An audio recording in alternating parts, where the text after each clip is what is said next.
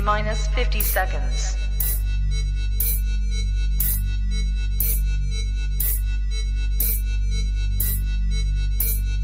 T minus 40 seconds.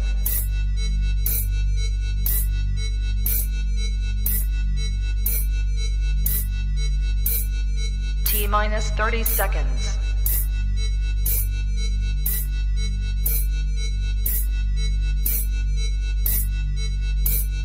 T minus 20 seconds.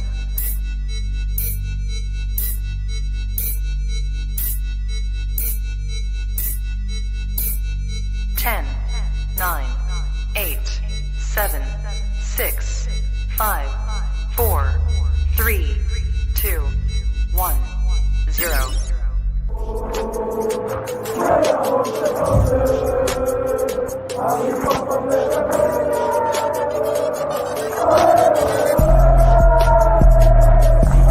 Shout out to Kopish. Shout out to Kopish, guys. Keep all the good work the up. Two legends, Emil Heskey, Howard Gill. Can't get much better than that, guys. Yeah. You know what to do now. Like, comment, subscribe. I'm with legends, guys. Kopish. Yes, lovely people. I hope you're well. Welcome to another Monday night live show. We are Team Kop-Ish, and as always, when we get behind the mic, please make sure you subscribe, comment, and like. People, hope you all had a fantastic weekend. If you're a Liverpool fan, you did. Liverpool won, Man United lost, Chelsea lost. See what happens in the other results, but a good weekend for Liverpool Football Club. So I hope you had a good weekend in your personal lives as well. Big up to everyone in the comments. Got a lot of things to get through in this show tonight. Something we've been speaking about for the past 4 months now, probably, and that's DM, especially after what James Pearce said today. Linked again to Gravenberch. Klopp came out and said he doesn't expect there to be any more outgoings between now and the end of the window, and linked with Kalvin Phillips. I'm going to start with the James Pearce thing. And I think I may surprise some of you with my thought process here. So 2 things. James Pearce says we wouldn't sign a DM. This is just his opinion. And again, no disrespect to James Pearce, I wouldn't say he's a tier 1 journalist anymore when it comes to knowing about Liverpool news, because he's kind of been shut out by the club since he's left and started working for the Athletic. So I think this is more of an opinion piece than a fact piece. That being said, he is a way better journalist than I have been or will ever be. So yeah, I don't think you can just ignore anything he says. I think you can take it with a pinch of salt, but I think it has to be respected. He gets more right than he gets wrong. And I think sometimes that gets lost a little bit. That being said, I think you have to listen to his words carefully. And I think some fans aren't. He said he doesn't think we'll sign a DM. He doesn't say he doesn't think we'll sign a midfielder. And I think that's very prevalent. And the reason I say that, and again, I'm not even saying this to gaslight anyone or anything. We have bought a DM. We've actually bought a DM. Many of you might not like the decision of who it is or who the player is and the profile, blah, blah, blah, blah, but we have bought a DM. Stefan Bajcetic is also back training and going to be ready sooner rather than later to be back in the fold of the squad. I don't think that potentially stops us from actually buying a midfielder. And obviously we'll get on to Gravenberch as well, because that's where I'm going with this, because he's not a DM, but we're still being linked to him. Do I want us to get a different DM? Absolutely. But at the same time, especially after the Caicedo stuff, everyone knows how much we've got to play with now. Even Stuttgart, let's be real. Stuttgart kind of pulled our pants down a little bit, because with all due respect, Endo isn't worth the value of money that we paid for him as of right now. He could change that. That could change.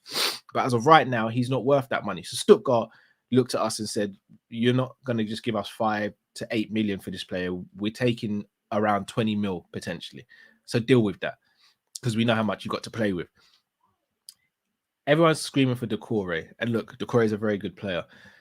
A player we could have got last summer for £20 million, to put into context.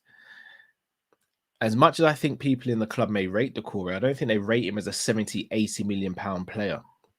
And again, no disrespect to Decore, I don't think he's a needle mover in the same way a Caicedo was to be paying that sort of money. And I know people are going to sit there and go, yeah, but look at Caicedo yesterday, it was crap. It's one game. It's one game, respectfully. Like, it's one game. I think deep down, we all know Caicedo is going to play very well for Chelsea once he settles in and does what he needs to do. Decore is very good, but you wouldn't say he's a needle mover. And when I say needle mover, I'm talking about your likes of your Declan Rices, your Rodris, and players of that ilk. I don't think he is. And because he's not, and because I don't think he's worth the value that's being quoted, I don't think the club will be held to ransom, even though we have put ourselves in this position. Anytime we get held to ransom now, it's because we've put ourselves in this situation. And I know we'll sit there and go, sometimes you just pay the money. And I agree. But sometimes you still do have to stick to your guns and say, you know what? We might be desperate, but we can't do this. We can't do this. Now, where I go full circle is that doesn't mean we still can't get a midfielder. And again, I'm going to sound like a broken record, but someone who can play the 8, but is combative and could play the 6 at a push, I think that's who we're going to go for. I think that's who we should go for, should I say. And I think the player that stands out for that is Kone. He's not an out-and-out 6, but if he played in the 6, you wouldn't be worried, in my opinion. You'd be like, probably shouldn't be doing that, but you wouldn't be worried. Whereas a Gravenberch playing in the 6, I would be worried. In the 8, comfortable with it. And I will speak about Gravenberch in more detail, but I'd be very comfortable with it. I'd be fine with it. I'd be like, cool. Gravenberch in the 8, yeah, good player. Same with Thuram. I know Thuram said he likes defending and all that, but we're not in a position right now where we can mold players, in my opinion. We could do that back in 17-18 and the beginning parts of the 18-19 season because we already had a solidified base to work from. We're already in the trajectory and we're already in a place where we didn't have the expectation of winning right now. The expectation amongst the fan base is winning right now, or at least I think it should be. If we all sit here and we say we think we've got one of the best managers in world football, we all sit here and say we think we've got the best right back in world football, one of the best left backs in world football, granted not on form, one of the best, if not the best, young centre back in world football, the best centre back in world football, the best goalie, I think I've already said. If we believe we've got Szoboszlai, who is one of the best young midfielders in world football, if we believe we've got Salah, who's a right winger, who in my opinion is the best right winger in world football, if we've got a Luis Diaz, who we believe is top 10 in the world, in my opinion, in that position, we've got a Diogo Jota, we've got a Darwin Núñez, we've got a Cody Gakpo, we've got a McAllister. We should be challenging. We should be winning trophies. We are not now in my personal opinion, we're not that underdog team anymore where you can go, yeah, we'll buy him and then we'll mold him for a season. We ain't got that time anymore. We ain't got that time. We can't just go and buy a car now and then do it up over the course of 6 months and then boast to your friends about it. Nah, we've got a job we need to get to every day and we've got kids. We need a car that's working right now. None of this nonsense anymore. Hence why I think we will potentially wait another season before getting an out-and-out DM. But I do genuinely believe that we will get a player who's a combative number 8 before the end of the window. But I think that'll be the only player that comes in. And that for me is the worry. Because I still think we're 3 short of having a squad where I think we go out and I'd be extremely confident of competing. Until we get those 3 players, I'm not sure I'm going to be on that wavelength yet. But I do want to ask you guys, if we don't sign another DM and we have Endo and we have Bajcetic and we've seen McAllister can play that at a stretch as well if needed, how do you guys feel about that? Because personally, I don't know myself. Drift, I don't know how much you heard of that. I just heard the last bit. Big up, everyone. Yeah, sorry about that. Rushing around. Something always comes up just before I'm about to film. But yeah, you was talking about you don't know how badly we need a DM, I think, is what I call No. I say we badly need a DM, but I don't think in terms of the club, I think they're looking at it thinking, well, we've just bought Endo, who is our DM. We've already got Bajcetic and we've got McAllister who can play there. The way I saw Klopp talking about Endo that doesn't suggest he's been brought in as a backup. No, I don't. I agree. So Pierce coming out today saying that he doesn't believe we'll get a DM, I don't think it's a crazy statement to make. It's not one I agree with, but I don't think it's crazy. But I think it can run. I think it can definitely run if we get a combative 8. Yeah, I see what you mean. Basically, what we need to do is we need to get an 8 that can do a little bit of everything. We need a Roy Keane. An 8 who can do the 6. An 8 who can do the 6 at a push. Yeah. We need a Roy Keane, a Patrick Vieira, and I'm not saying. I mean, I'd love to have a player of that quality, but I mean a player like that where you don't quite know what he's best at because he's just good at lots of different things, and he can fit in. I think Endo and Bajcetic as like the only players who can play the 6 in terms of like out and out. That's all they do.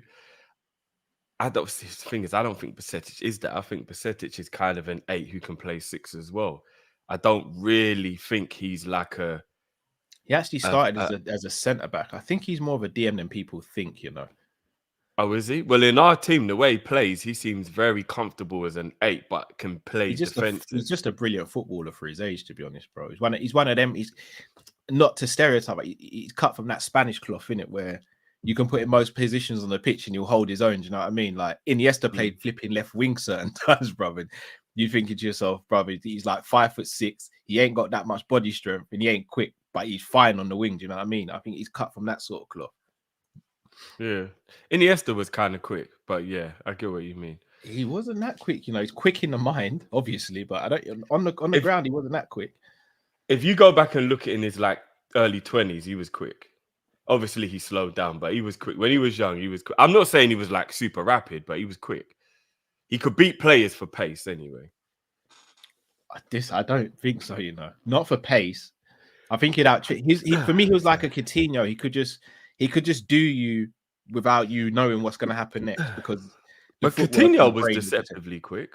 No, he weren't. Coutinho. No, he was deceptively quick. I think people underestimated that he was quicker than they thought he was with the ball anyway. But yeah, anyway, I digress.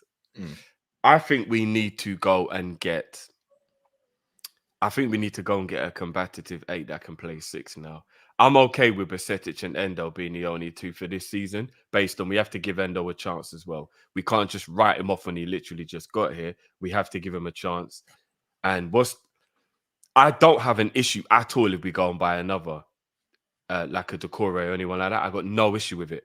But with I know I don't want to step on what you might have to talk about in terms of players that we've been linked with and stuff like that for the rest of the show. But cut. But I would prefer to have a player. And another reason why I believe that as well, bro, is I don't quite think 8 is as comfortable as we think it is, because I'm not fond of Elliott. I don't want to keep going on at the kid because he hasn't actually done anything wrong. He was bad at the weekend when he came on. Bless him, he was bad at the weekend. Yeah. No, but I mean, in general, overall, since he's been at Liverpool, he hasn't done anything wrong. I just don't know where he fits in. I don't know where his role in the team is really. Do you know what I mean? Like, he don't fit in. And therefore, I don't really want to see him. And again, I don't mean that in a disrespectful way. Like, League Cup games and all that, cool, do your thing, bro. But Premier League games, I don't want to be watching Elliott, and I don't want Elliott to be the first option off the bench, and it doesn't really change much for me either. Again, do you know what I mean? Like, when you're trying to bring a player on off the bench, you want an impact player who's going to come on and really impact the game.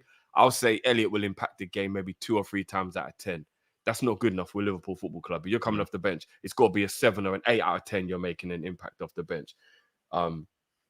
So I actually think we need to go and get another 8 to go along with Jones, McAllister, and Szoboszlai. Because again, Thiago, I'm sprinkling him in when I can.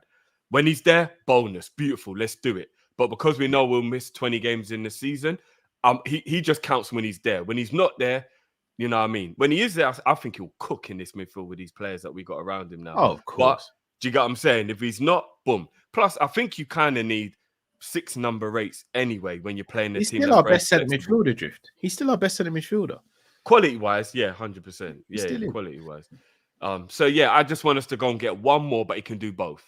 That's what I want. And then I think we're perfectly cool because you get 1 or 2 injuries here or there, and then all of a sudden we look real light in that area. Do you know what I mean?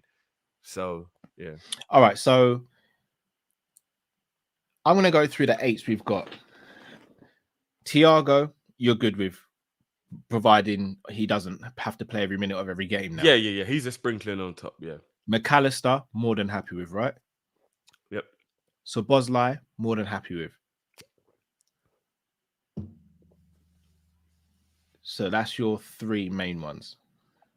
And then the other 2 is Jones and Elliott. We're light in the 8. We are. We're light in the 8. Even though Jones has been absolutely brilliant, so I'm not saying he can't do a job for us and still chip in, and I'm sure he'll have some brilliant moments during the season.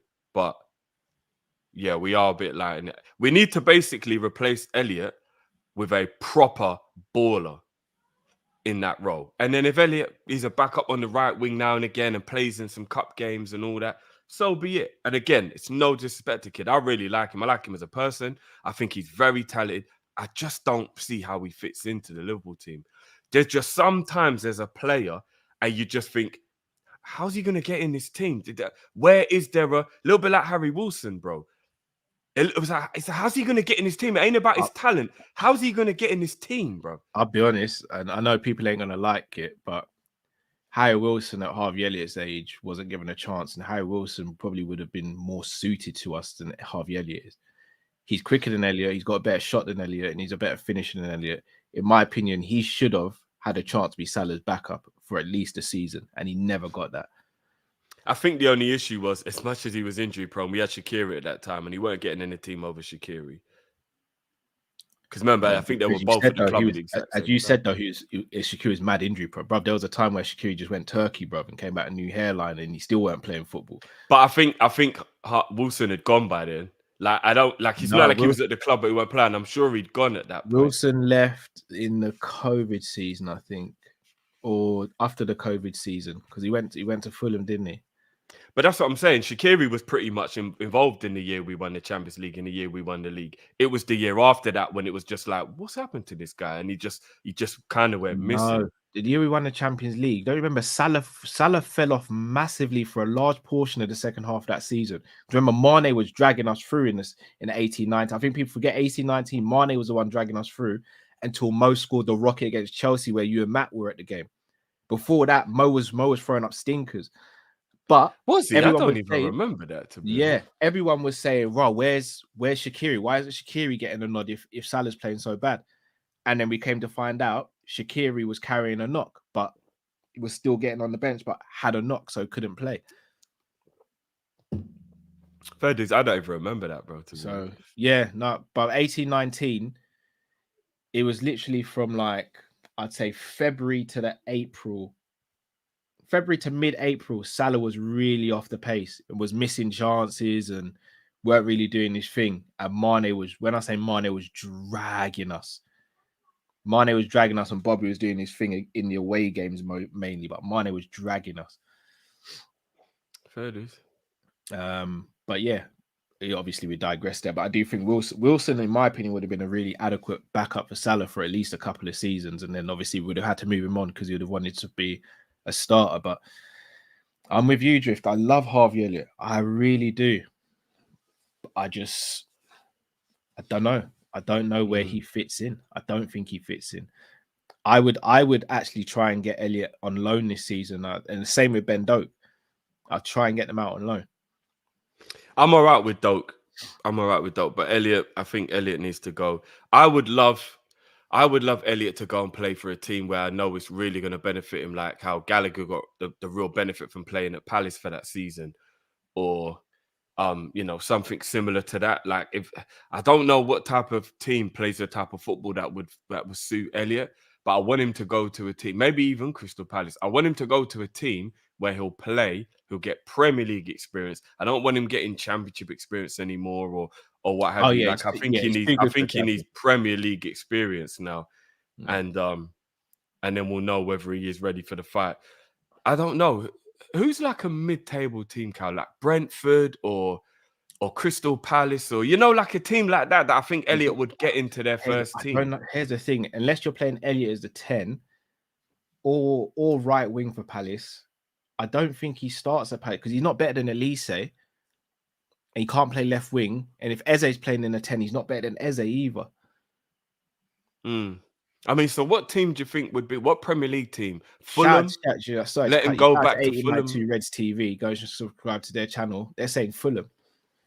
I was going to say back to Fulham. I don't know if the way he left was a bit like. No, they're still good with him at Fulham. Andreas Pereira actually plays in the 10 for Fulham, and he actually plays it really well for Fulham.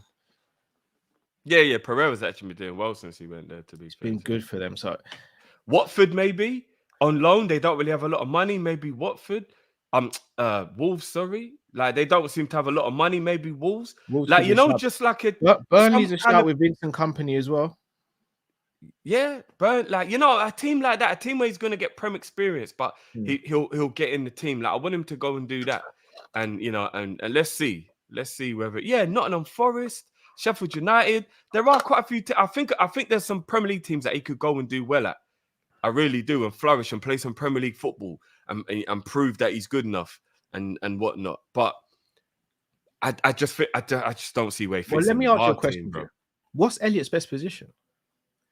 I probably think it is like a support striker number 10, especially listening to him talk about what he did in his youth days. That's what he used to do in his youth days. He used to play off the striker. And he kind of does have he ain't got real pace, but he's got that skill, good shot. He does kind of feel like that type of player, isn't it? Like a bit of an old school support striker, as they used to put it on Pro, where you'd have the striker and then you'd have the support striker. Do you know what I mean? Yeah. / number 10 in that little bit there. I kind of think that's where Elliott would play best. Not many teams do that anymore, though. That's the problem, isn't it? But this is the problem we're having. If you look at the chat right now, bro, some people are saying right wing, some people are saying as a 10. This is kind of the issue. No one knows his best position. I'll be honest with you, with all due respect to him, I don't even think Klopp knows his best position. No. Yeah, I don't know. I don't think he does either. But again, I think he's just one of them players that might be suffering from playing the type of football that doesn't work in the big man's game. You know what I mean? I think when you're playing in the under 23s and the under 18s and the under 16s and all that kind of stuff, you kind of just play formations that suit the players you got because it's more about their development, really. You want to win the games, obviously, when you're under 23 manager and all that. But it's just more about the development and the players becoming better players to be moved on for money or to get into the first team eventually. But once you get to the big man's team, once you're in the first team, it ain't about, let's just put you in what's best for you. It's no, you got to now fit what we do. And Elliott just don't fit what we do. But I hear you. I got to play devil's advocate. Could Klopp be looking at it and going, right, we've got Szoboszlai, we've got Thiago, we've got McAllister as the 3 main 8s. Jones is my 4th choice 8. Yeah, I definitely think Jones is 4th choice 8, 100%. Yeah. But he could also be sitting there thinking, I already have 6 8s to an extent because I've got Elliott and I've got Gakpo as well. And now I've got Endo, I've got 2 6s. Now, I don't like Gakpo in the 8. You don't like Gakpo in the 8. Matt don't like him in the 8. 95% of our fan base don't like him in the 8. But Klopp seems to be on board with the idea. To his credit, I think he played well against Bournemouth in comparison to the Chelsea game. But we only gave him 6.5 and 6 respectively. Yeah, but wasn't he like a 4 in the Chelsea game or something? Yeah, but that's still not like 6 and 6.5 is slightly above average. Yeah, no, but what I'm saying is like, maybe he'll get better and better as he plays in the role more. I remember we gave McAllister 8.5. He was playing in the 6, and we both gave Szoboszlai 10. Yeah, so Sobo had and it's against Bournemouth as well. And no disrespect to him, because Gakpo is a quality player. We've seen it. But the fact that he's getting 6.5 from you and 6 from me in the player ratings, and his 2 midfield partners are getting 8.5s and 10s, kind of says a lot. And it's against Bournemouth at home, a game where you should be dominating the play in midfield and dominating the ball as a whole. So yeah. I don't want him there. I do not want him there. But I think he'll get better at it if he plays week in, week out. If he plays week in, week out in the 8, I think he'll get a lot better at it. But so that's where I was going to go, because again, it's not what we want. Because in the night, if we got what we want, you'd have Caicedo at the club, I'd have Moussa Diarra at the club. It doesn't work like that. Do you think Klopp's looking at it and going, well, I've got Gakpo who can play as a false 9 and as the 8. I don't need to go and get another 8 potentially. But did you say Caicedo or Concedo? I'm not doing the whole. You gotta laugh while you can because you know he's gonna be back. I was gonna say, bro, it's one game and everyone's going crazy about it. I'm good at, like you just gotta laugh while you can, bro, because it's gonna come back to bite us at some point. Hence why I'm not, brother. How many times am I gonna get bitten in the arse, bro? I've been taking L's all transfer window. I need to. Oh, bro. Concedo got to Cal. Hold on. Oh no, he's back. Look at that. My internet's giving me an L, bro. How about that? So do you think we'll sign an 8 or a multi-functioning midfielder before the end of the window? Nope. I don't think we're going to sign any more players. We'll get onto that. I think we might. I really hope I'm wrong. Oh, I hope you're wrong as well. I hope for once I'm right. But I have a feeling we will. So I'm going to ask you, who is that multifunctional midfielder you would go and get? And before you answer, I'm going to throw devil's advocate out to the player you come up with. What, based on what I've been hearing or based on what I want? No, based on who you want, bro. Sorry, I just had to take a moment still. Big up to Big Yards 88 still. They want to say anything, but chefs be chefing, innit? Yeah, I'm not going to lie. He looks extremely comfortable at Villa already. Mad that, innit? Man, them say I've got no talent ID in that. No, I think people just threw you a jinx, innit? It's another player that looks pretty good. Yeah, we always. Do you know what? Basuma might just become a florist, bruv. He's the perfect example, Cal, of what I'm talking about when I say people have way too much recency bias because of how bad he was last year, which was basically Conte's fault by the looks of things. Tell him what I said offline, you. Tell him what I said. Everybody acted like this kid was just all of a sudden a crap footballer, and it was like, what are we talking about here?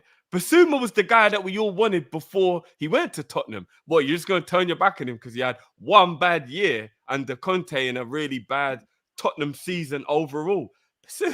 Basuma is that guy. And he's just reminding everybody, and everyone's going to jump back on the bandwagon and remember, do you know what I mean? That he's a good player.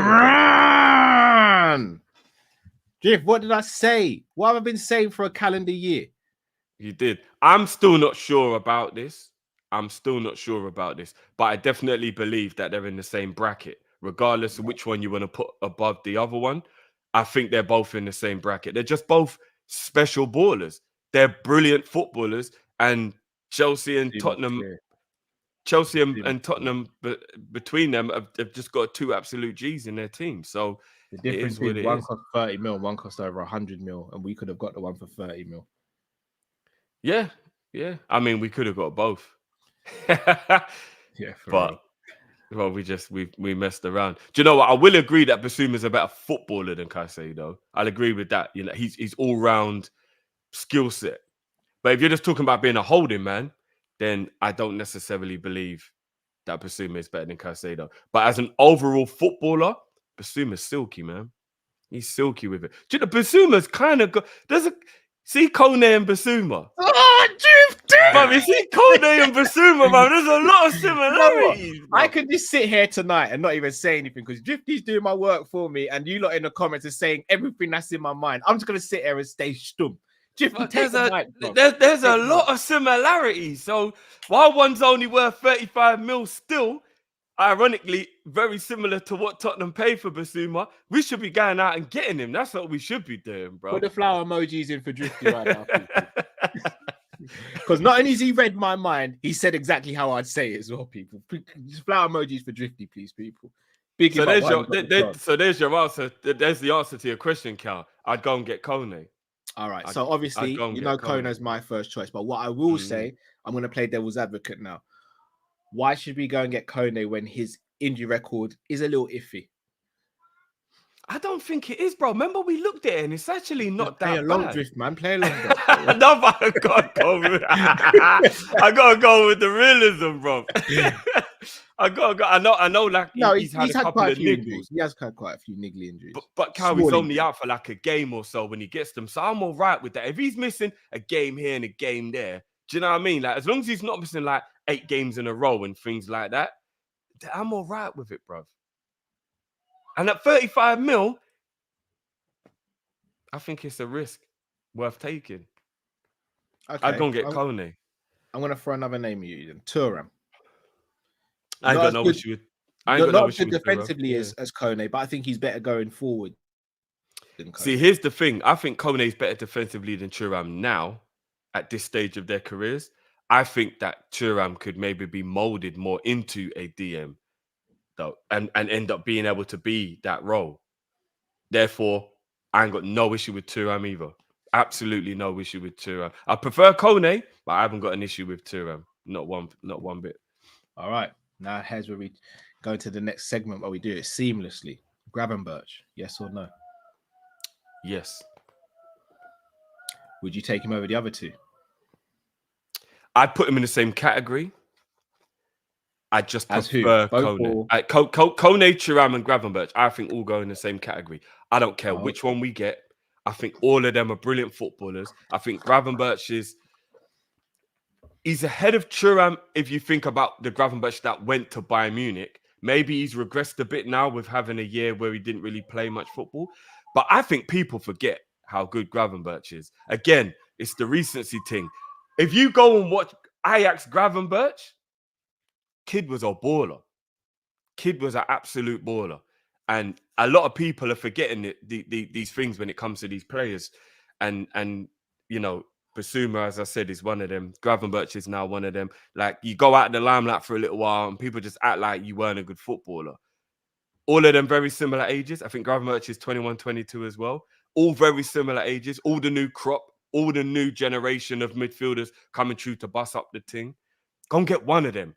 Just go and get me any one of those, and I'm so good, Cal. If you get me one of those. All right, I'm going to play devil's advocate as I have to.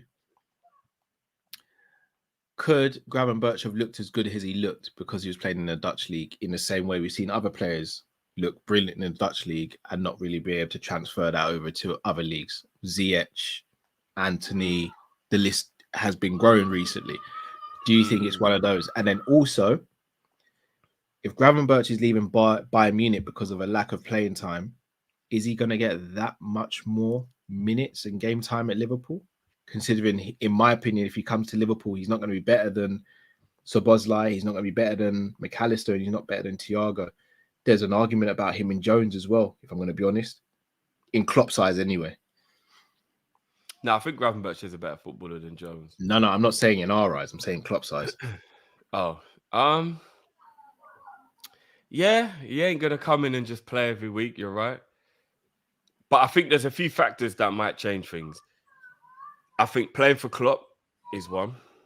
I think playing in the Premier League is one.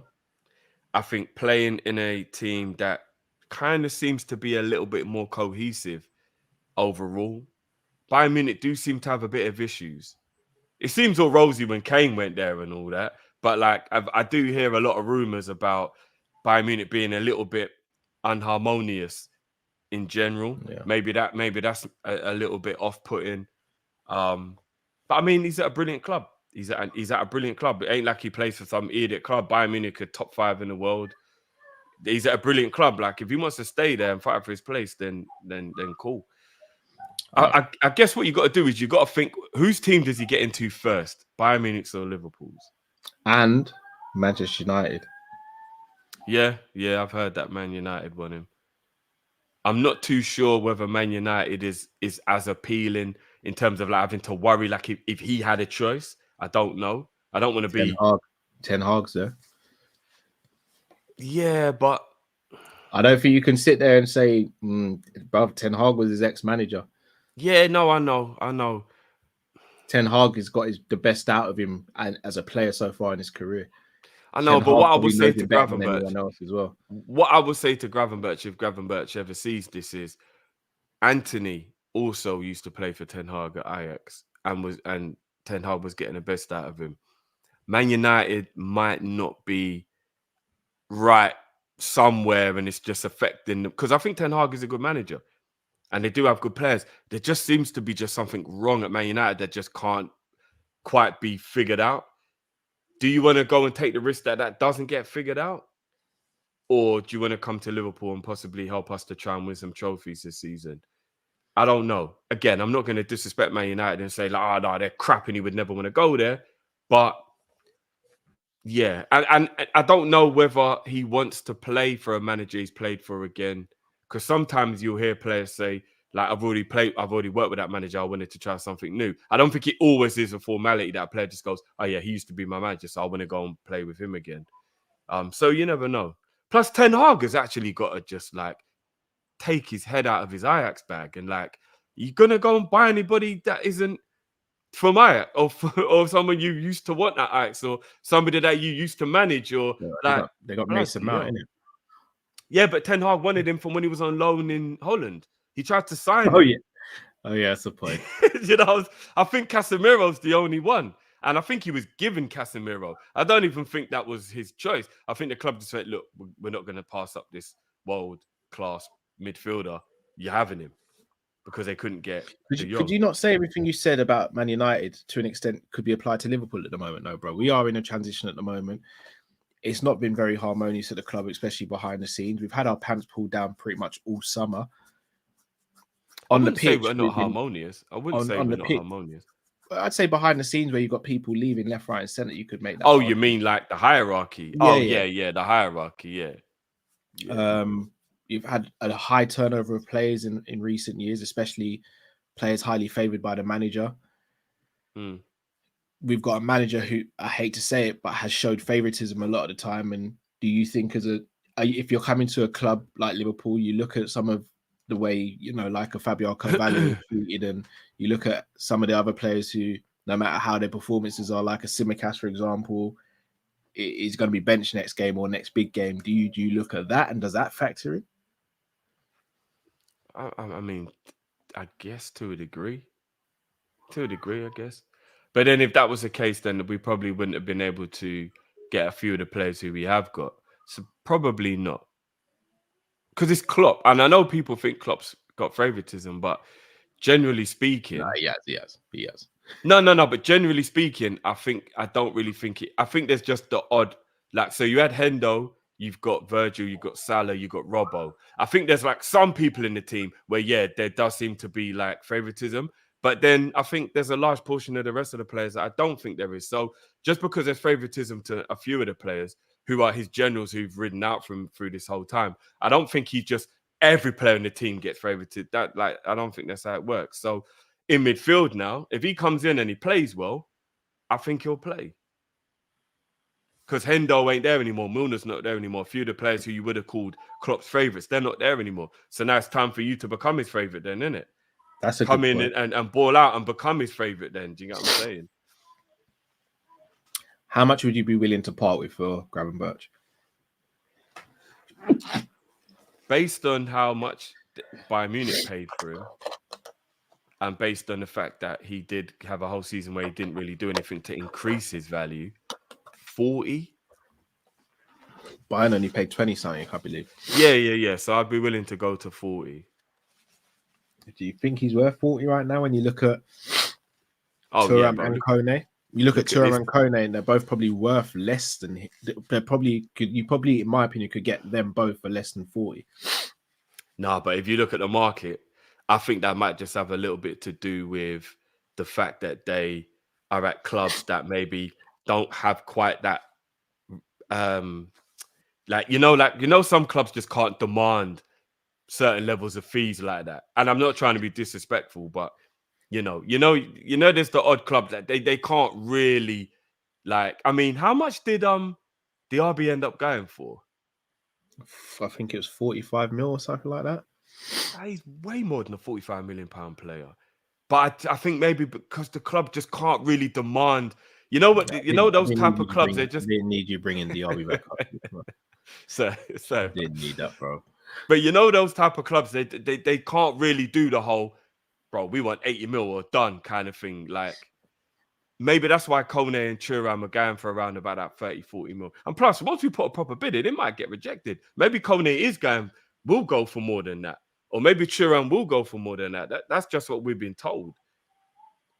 Do you know what I mean? Maybe they will go for more than that. Maybe once you put a bid in for Kone, you'll realize, no, you ain't getting for 35 mil. Do you know what I mean? You're gonna have to come back way more than that. We just don't know, bro. So I would go up to 40. If you're talking about talent and based on this current market, Gravenberch is like a £60 million player. I don't know, you know. I don't know. Bruv, Mudryk went for 77 million. Mason Mount went for 60 million. Havertz went for 65 million. Yeah. Gravenberch is a £60 million player. So I'll tell you what is with Gravenberch. He's the perfect person to bring in because probably one of the first people to speak about Gravenberch from last year. I think it could be an attitude thing with him. And that's my worry. The talent, I think, is there, especially going forward. I think defensively, he's not as good as Thuram or Kone. Offensively, I think he's better than both. But mentality-wise and attitude, I think the other two have that on him. Could he not have grown out of that? He was young. Could he have not grown out of that? Still kind of showing it now, though. I don't know. Mate, I think he can grow out of that. Gravenberch is a talented player. However, one thing I've noticed for his time at Bayern, I think attitude is a little bit questionable. The reason I say that is because you're not playing every week, fair enough. But you doing interviews every single time you go back to your homeland and stressing that you're not playing. You're trying to do that whole, well, I ain't playing. I don't know what, like, I want to play. Like, I get it in the sense of like you want to play, but there's a way you go about it, innit? And I think he's been questioned, especially by Tuchel, about his defensive contributions. Because last year, obviously, going to a new club, do you know what I mean? It's a big club as well. You go from Ajax to Bayern. It's a big jump up. He's talented. However, you got to put that work in. And he didn't start the ground running. And I think he expected like, oh, they're buying me. I'm just going to play in it because I know how good I am. And he's a talent, bro. But the problem is with Gravenberch is that I almost feel like he plays with sometimes a little bit too much arrogance as well. Like arrogance is part of his play, but it's like, bro, I hear you. You're techie and you can kick ball, but defensively, you have to kind of be on board. And I feel like he went to Bayern and felt like he was still at Ajax. Do you get what I'm saying? I feel the whole thing, what you're saying, Drift, about he could potentially change in terms of attitude. Yeah, that is true because he might learn from his mistakes, innit? But I do think, though, in my opinion, he probably does need to leave Bayern to see the best of him because they've got Kimmich, Goretzka, Laimer, and now him. He's like fourth choice. And I think there's no smoke without fire when you see reports him linked with Liverpool and Man United. I think Gravenberch has made it kind of clear if he's not going to play, he wants to leave. However, Bayern are like, you're a talent, just wait. But I think he's like, I just want to play now, which could actually work in our favor. However, even let's say we sign Gravenberch and I'll rate him highly. You might not be speaking about Gravenberch for time. However, the mentality is, let's say the same thing happens because it might be Szoboszlai ahead of you and McAllister. Are you going to kick up a stink again? Or are you just going to like understand that like your time will happen? That's the only thing I have about him is his attitude. Are you willing to really work with all that talent? Is your mentality going to match your talent? That's what separates the elites, isn't it? Yeah, I think that's my worry. Again, Tuchel as well. Let's be honest, Tuchel's a bit of he's a bit of an idiot, innit? Like without mincing my words, he looks no. Let's be real. I'm not like Drift. I do actually think he's a good manager, but as a human being, he seems like a very hard person to get along with. I don't think I could personally play for Tuchel. I think I'd end up getting into arguments with him, potentially a scrap, because he alludes and seems to give off a lot of arrogance and ignorance I don't like being around people like that. That could be another issue as well, potentially. Because if you've got players in the squad who aren't playing, they can sometimes still feel a part of the squad and know what their value is still. It doesn't really seem like that with him. So could that be something that's factoring with Gravenberch as well? Yeah, I mean, maybe. You just, you never know. You never know. But I just don't think we can do the whole attitude thing when there hasn't been like real reports of it being his attitude, if you get what I mean. Like we're hearing whispers, but we're not getting like, yeah. It's like it's an attitude problem kind of thing. So I would probably say more the worry would be the arrogance in terms of like the way he plays, like what Matt was saying. But then again, sometimes if you take that away from a guy, you stop him being who he is. That's the thing. You know what I'm saying? I agree. Sometimes playing with arrogance is good. I know. It's what makes you who you are. You know, it's a little bit of a similar issue we have with Curtis. Like sometimes we're like, right, he's kind of playing a bit too like he's that guy. But sometimes that's what makes him do the good things he does because he believes he's that guy, right? When you lot was talking about Curtis, because I was setting up here, there was one thing that I feel like we didn't kind of, or you guys didn't say, and I don't know whether you guys even agree with me on this. In fact, this goes full circle because we're talking about midfielders and whether we think Liverpool have enough eights. And I remember Drift, you saying you feel like so we need more eights rather than a 6 or an 8 that can play 6. Yeah, with Curtis Jones, I do think he's a talent, and in my opinion, he's grown a lot over the last, say, 12 months. But you know, the one thing I feel like that we didn't, that you guys didn't speak about, his injuries, bro. He's not like he's injury prone, but Curtis Jones picks up injuries at the wrong time. I'll tell you why. You know what's so crazy? Curtis Jones was playing so well last season that let's say McAllister's ban was to be upheld, we would just be like, well, the way how Curtis Jones is playing, why not just play Curtis Jones, Soboslai, and potentially Endo? But Curtis Jones has somehow got injured again. I don't even know what's happened, by the way. I can't even remember what's happened to him. But like, so, you know how we ankle knock. Okay, so that's just, it's a bit unfortunate, but like, he gets injured at the wrong times. Like, we now need a Curtis Jones because say McAllister can't play, who's the first midfielder you go to? Remember, Thiago's only still recovering from injury, hence why he wasn't even in the squad. But Sesic has only just come back, and some people think he's better in the 6 or the 8, so you're not too sure. But again, another one come back from injury. Curtis Jones it's like we needed him just to be injury free, and like again, this is he rolled his ankle. I see that's unfortunate. See, okay, it's not injury prone, but that's still for me. It's like you just get injured at the wrong time. I think Curtis has to be thrown in the injury prone category at the moment. He gets injured quite a bit. However, he gets injured, he does get injured.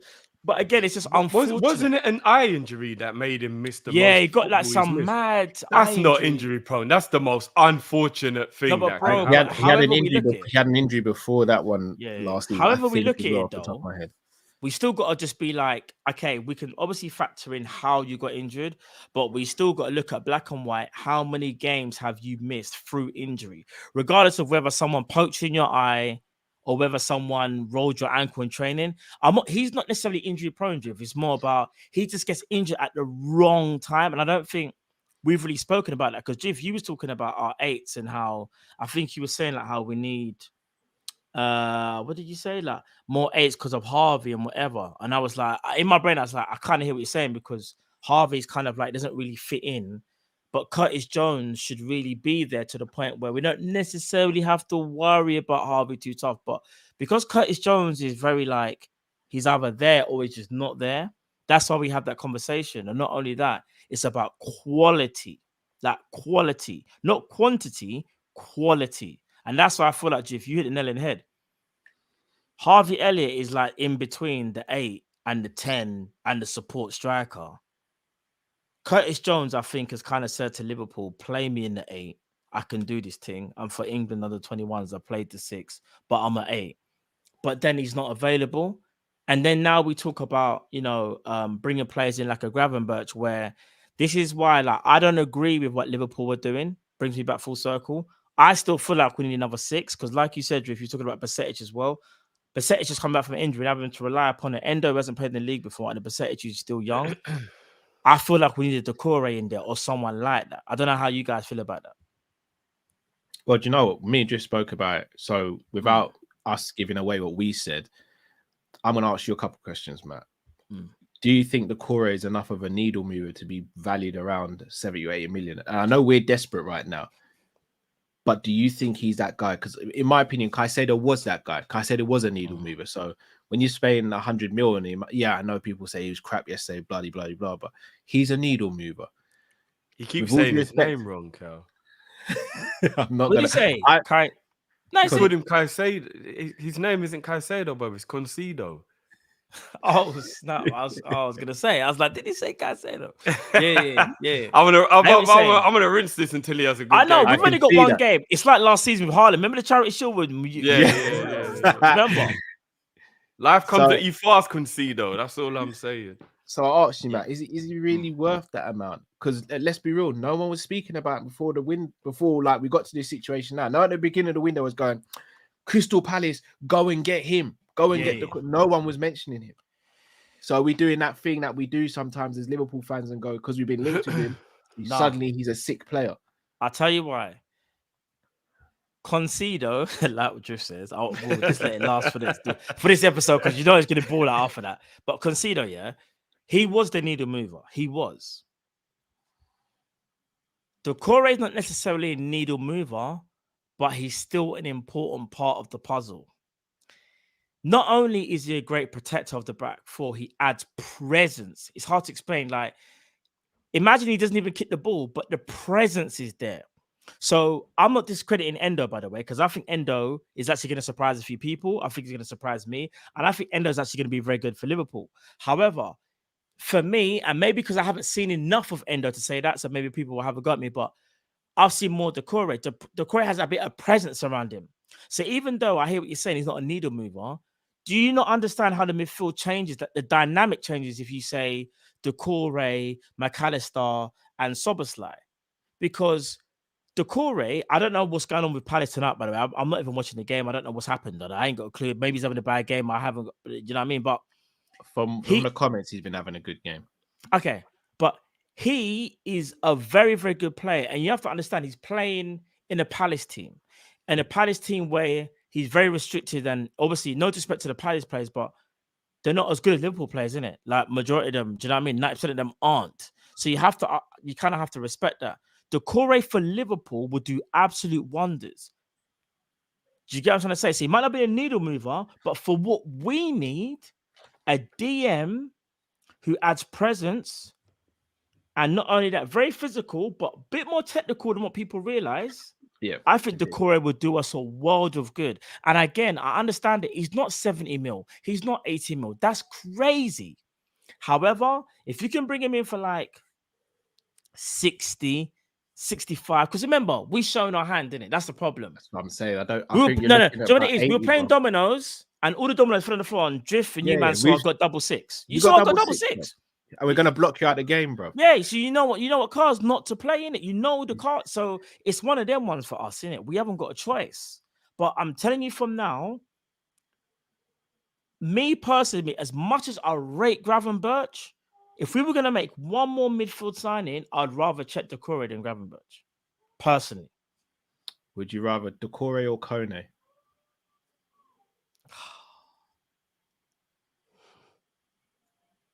No wrong answers here, man.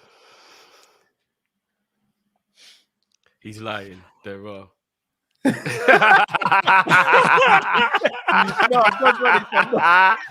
got me still. You got me. I'm not gonna lie. You got me in a chokehold still, and I'm not tapping. But do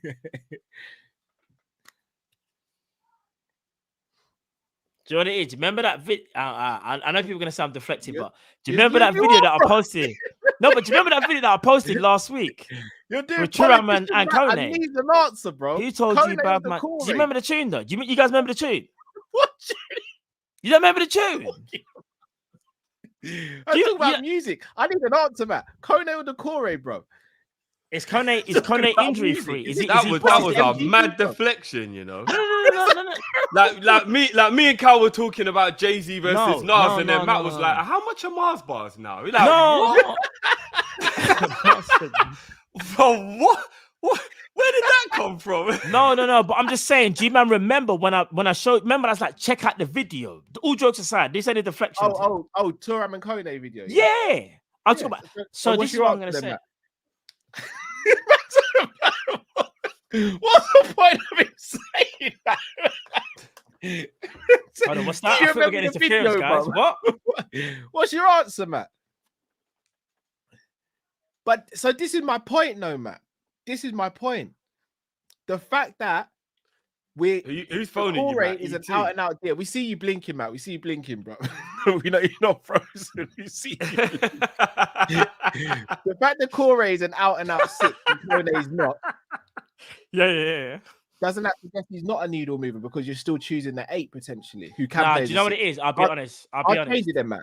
Turam or the Corey. I'll be honest. It's Kone for me. Oh, so who?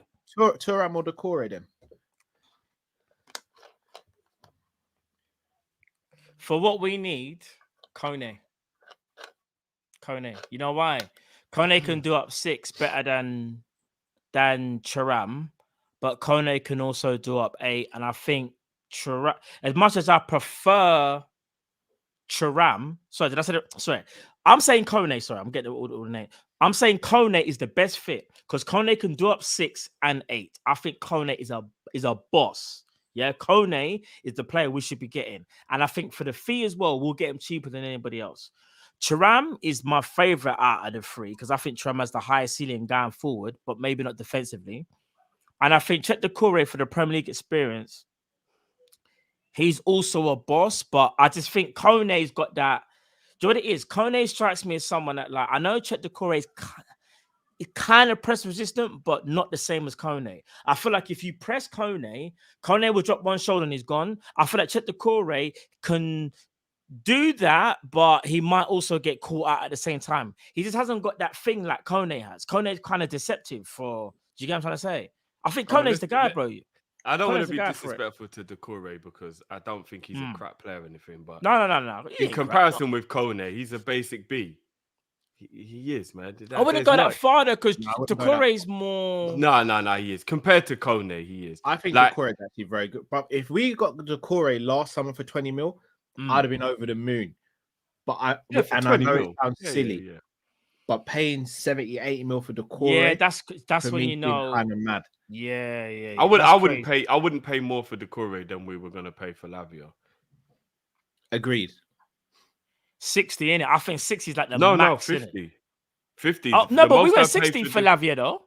Apparently we didn't. You know, apparently it was only. No, we actually did. We did. No, we went 60. It was 60. I heard that was all made up, but all right, would you go 60 for Doucouré? But no. Remember that. No, but you have to understand something. That 60 is because all the dominoes fell on the table. Yeah, no, I wouldn't. You wouldn't? See, I would. Yeah. For the position that we're in, I would say 60 mil. Bro, come on, man. What's the most you'd pay for a bottle of water if you were thirsty? Where am I? Sahara Desert, or am I just like in my yard? No, you're not in the Sahara Desert because that's a life or death situation. So we're just out and about. You're in Florida in June. And you've been out all day. Give me a price. You go into a 7-Eleven. I think Carl's actually frozen, by the way. This ain't the joke. I think he has. You go into a 7-Eleven and it's $10 for a bottle of water. How much money do I have on me? That doesn't matter, bro. How thirsty are you? It's been all day. $10 for a bottle of water, and not a big one. When am I going to drink again? In the morning. Yeah, I'll pay $10. Well, I'm not going to drink into the morning. No, I'm a tourist, bro. Man, I've already, I'm a no, but I'm a tourist. I've got the wallet, and I've just put more money than what I need. What, you think I ain't paying $10 for what? Come on now. Pause, by the way. Pause, big pause. But yeah. Wow, what did you say? I just heard someone say pause. So I'm pausing just in case. I don't know what I said, but I'm pausing. Oh yeah, I don't even know. Just in case. Big up the people them if I said some mad thing, but I'm saying pause. So what's the most in that scenario there? You haven't drank all day, What's the most you would pay for that water? That's a hard one, though, isn't it? That's I'll be honest. If someone said like $15 or $20, then I'll be like, "Are you stupid?" Like, I'd actually be like, I don't even know. I'll go find a shop if I need to and walk. The thing is, bro, it depends on. Well, basically, right now, we're thirsty. It's desperation, though, isn't it? It's different. Yeah. That's all. Yeah, we're thirsty. We're getting desperate. No way do we pay 70 mil for Doucouré, man. No. No one says 70, bro, but you're telling me you wouldn't pay 60 for Doucouré? No, I wouldn't. I don't want Doucouré to even be close to Liverpool's record signing. No, but it's not. No, but you're thinking too much because I just don't think he's good enough. All right. Hear this now. I think he's a good player, but he's not good enough to be. Let me ask the question. 70 million. Go on. I'm not even saying this to be shady. Who's our record signing at the moment? Is it Darwin, right? No, I think it'll be Van Dijk as it stands. But Darwin could be, because Darwin would go above Virgil for his those clauses. Technically, when they do figures, they do it with the add-on, don't they? Yeah, we'll say Darwin for now. We'll say Darwin because they value McAllister at 55. Because I'm expecting Darwin to do well, so those clauses will get met. So it means 80 mil. Could you not argue then, given that Darwin is 85, had 80, one breakout? 80. Yeah, you go. That's 85, 100 million. No, 65 raising to 80, isn't it? No, pounds. 64 raising to 80 is what I thought. Yeah, anyway, 64 raising to 80. It was 100 million euros, so 85 million pounds. No, it was what? It was 100 million euros. Bro, let's not be schmacker and haggle over 5 million. Yeah, bro, I said it rose to 80 because 85 is I'm not gonna lie, it changes everything. But you could argue at the time of signing Núñez, he'd only had one breakout season and it wasn't in the Premier League. Granted, he did look excellent in the Champions League, though. Yeah. Couldn't you argue that Doucouré was very good in France, came to Premier League, had a very good season in the Premier League, and is more needed than we needed, say, Núñez last season? So based on everything that's happened and inflation in the market because of other teams spending a wild amount of money, could you not argue then that he is around that price, just to play devil's advocate? You could argue, but you'd be arguing for the sake of it, in my opinion. I personally, you know what? Yeah.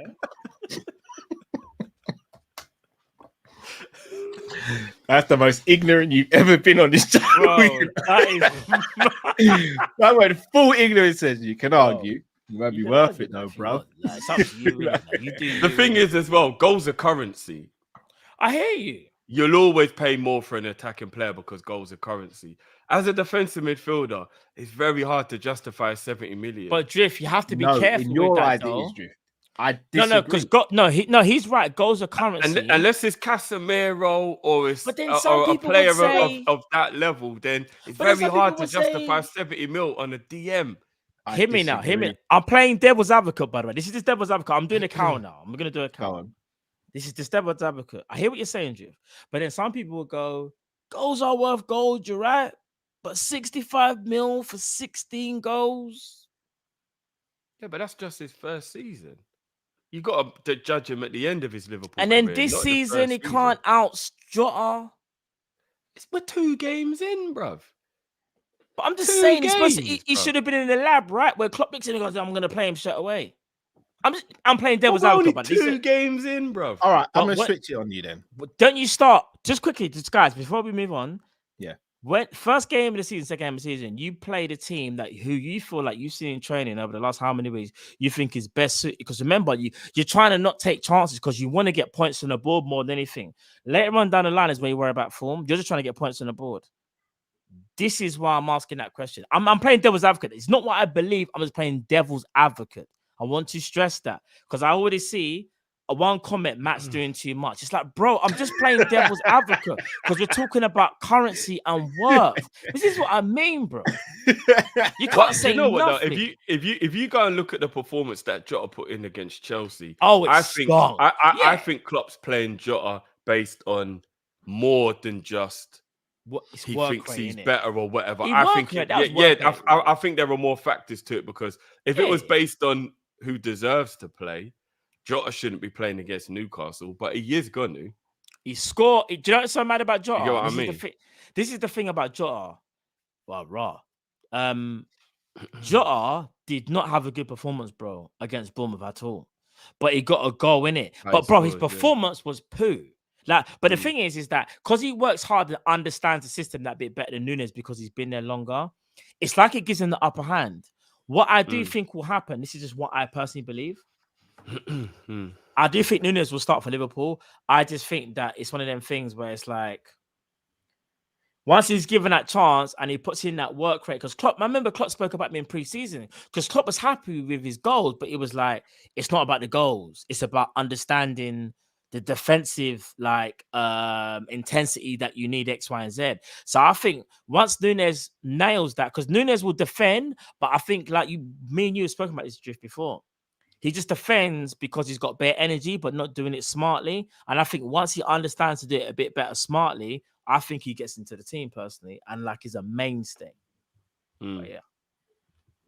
Cool. All right, let's move on then. I think we'll spend maybe 3 minutes on this, if most. I'll be surprised if you guys get more than 3 minutes out of you guys for this. Kalvin Phillips, yes or no? No. Oh, bro. When I saw that report, I was like, are you joking?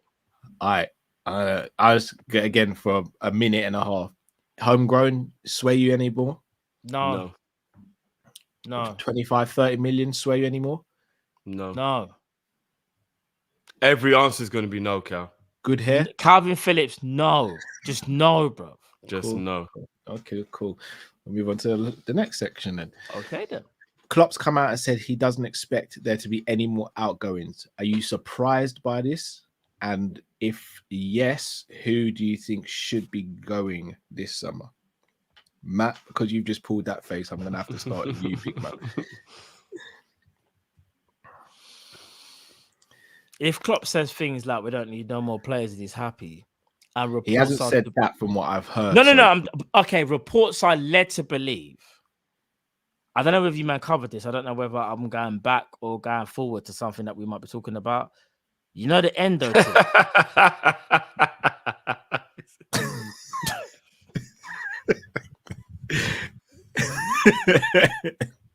Shout out Bruno. You know the Endo thing about like Klopp sees him as like not a stopgap, but like a player that's gonna play, and he sees my man as like the DM. If you're alluding to that, and Klopp says he's happy with the midfielders that we have, I hate to say it, but there's only one person to blame, and that's Jurgen Klopp. As much as I love Jurgen Klopp, that's a howler. The reason why I said that is because so far, so good in the sense of you brought 3 players in. One of them I wasn't on board with. That's what I'm saying to you first. I wasn't on board with, but didn't mean say that I don't think he can't be good enough. But McAllister and Szoboszlai are like hands down. Yes, bro. I know what you're saying. That's the guy. Those are the guys that to come in and improve Liverpool. And then you got Endo that comes in, and you're like, okay, I understand this one. You're gonna have to prove me wrong. If Klopp genuinely feels like this is it, we're in problems. So, and you can't blame FSG for that. I'll tell you why you can't blame FSG. And I can't believe I'm saying this. If we were willing to bid 111 for Caicedo and 60 for Lavia, it shows that if he feels the right player is there, he's like, we're gonna try and get that player. If he now says like, well, we can't get them man there, so man will just settle for a little, not little. I don't want to expect man. I'm just gonna go and get Endo. Yeah, all right, cool. Do your thing. But he said he had convinced the owners to get Endo. I didn't want you to bring out that quote, I'll be honest. Because I'll be honest. I can't defend Klopp on this one. Bro, you deviated from the plan that you've known for like 5 years. We're in a rebuild. So you go and get a man that's 30, then start saying things like he's a late bloomer. I hear you, bro. But mileage is... He didn't say that. Yeah, he did. Yes, he did. I'm pretty sure when he said that. in one of his interviews, bro. Ask the people them in the chat. I lie. Klopp said something about late bloomer. Kid you not, bro. I've not mileage heard is, that bro. I'm not joking. Mileage is mileage. Mileage is mileage, bro. I don't think he's got high mileage for his age. If I'm going to be honest, he said that he did. He said that, bro. You think I'm? We have to remember though. We've ended up with Endo after going through better players and younger players. We didn't go for Endo at the beginning of the window, and it was just who we wanted all along. We messed up along the way, and Endo ended up being a byproduct. Has admired this player for years, apparently. Yeah. But that's besides the point, though. Matt, don't do that. Besides the point. Matt, don't do that. I was even saying. Allow it. What's he gonna say now? Yeah, I saw man when he was like 15 years old playing in the freaking whatever league. No, not that many stop years. Doing that, bro. No, apparently he's admired him for some years. No, he does. Bro, do you know what? I love again. My manager, I'm just saying. One thing. My manager's the guy, but he's got to stop doing that stuff, bro. Bro, let me tell you something why he did. Bro, the scouts that we've had like at the club, and not in the sporting directors, they've all changed. They've been given a dossier, obviously, and maybe that dossier was there from what's his name? Is it Barry Fallows? Maybe it was there for a minute. I hear that, but Klopp's got to stop doing this. He's sawing from time. No, you didn't, bro. You're telling me you're gonna wait for man to be 30 to bring man on board? Hold on, what? Do you want to know something though? No, we gotta make it make sense. Do you want to know why I believe it to a degree? I think we were gonna buy Endo and Lavia because if you listen to the quotes from Endo from interviews he's done since he was at Liverpool, he said when Liverpool bid for Caicedo, he thought, right, that's it, my chances of going to Liverpool are over. Then when the deal fell through, he said to himself, hold on a minute, maybe something is possible. That can't be something. Said that jokingly, apparently, Drew. Well, it was a quote. I don't know. I just read the quote. Apparently. I mean, why would he? What would be the joke? Because he wouldn't expect to get a call from Liverpool. I don't think. I mean, if it was a joke, it was a joke. But I think it was. That would go along the lines to say we were already talking to Endo before we tried to buy Caicedo, which led me to think maybe Endo and Lavia were the two we were going to buy. We're going to buy an experienced guy and an inexperienced guy and let the blend of the two work for the club, which would have been a brilliant idea. I actually think that would have been a really good idea if we'd have done that. Lavia and Endo, you got one for the future, you got one for now. One learns off the other one. You know what I mean? I think that would have been a good idea. So, yeah, I don't know. If it was a joke, fair enough. But that sounded to me like that's what it was. So, we'll never really know, will we? No, but I think it's quite telling that couldn't get Caicedo, couldn't get Lavia, you get Endo. And some people will actually say it's a smart move because you don't leave yourself with nothing. Because remember, there were times when Klopp would be like, if I can't get my first or maybe second choice, I'm just not buying a player. However, it's like, I guess you could say be smart about it, but Klopp seemed more excited about this than Caicedo. I'm not going to lie. Say it again, sorry? Klopp seemed more excited about getting Endo than when we were close with Caicedo. No, but that's only because he's actually happy he's getting a player, bro. I don't know if you remember that press conference when they said you've agreed free with Brighton. He was like, yes, we've agreed to free with the club, but now remains to be seen what happens with the player. He was just very optimistic. He was kind of playing it down because he knew know... it could go wrong. That's what he knew. Whereas this one, he's got to play. Bro, if you're a manager and you sign a player, bro, you can't be like disheartened, bro. You just sign a player. I'm not saying to be disheartened, but I feel as though sometimes you notice the difference when Klopp signs certain players and others. When he spoke about Carvalho, for example, when he signed him, he said nice things, but when he's speaking about Endo, you only have to look at how he speaks, the excitement. Bro, he looked to the camera and said, "You guys are going to be surprised. Trust me on this one." Like. He wouldn't just do that for the sake of it. He's not. I do think he's doing a bit of face saving though, Cal. He knows we embarrassed ourselves with Caicedo and Lavia, so I think he's trying to assure us as fans because he knows what we're thinking. What the hell is going on? But this is a Klopp signing more than. Bruv, remember he had. Yeah, no, I don't disagree with that. I don't disagree to be like, if this goes wrong, This is where we say. But here's the thing: it can't go wrong. We can't say FSG. We paid for the No, player. But it can go wrong because if it doesn't perform, it doesn't matter. Yeah, it doesn't matter, bro. If the player doesn't perform, if he's pulling up them type of howlers, then obviously. Yeah. But if he's just a meaty, okay, gives a 5 or 6 out of 10 type of performances at £16 million, it's not a failure. No, but why waste that though? You should have got more. That's what I'm saying. You should have got. With Liverpool, bro, that's a failure. Yeah.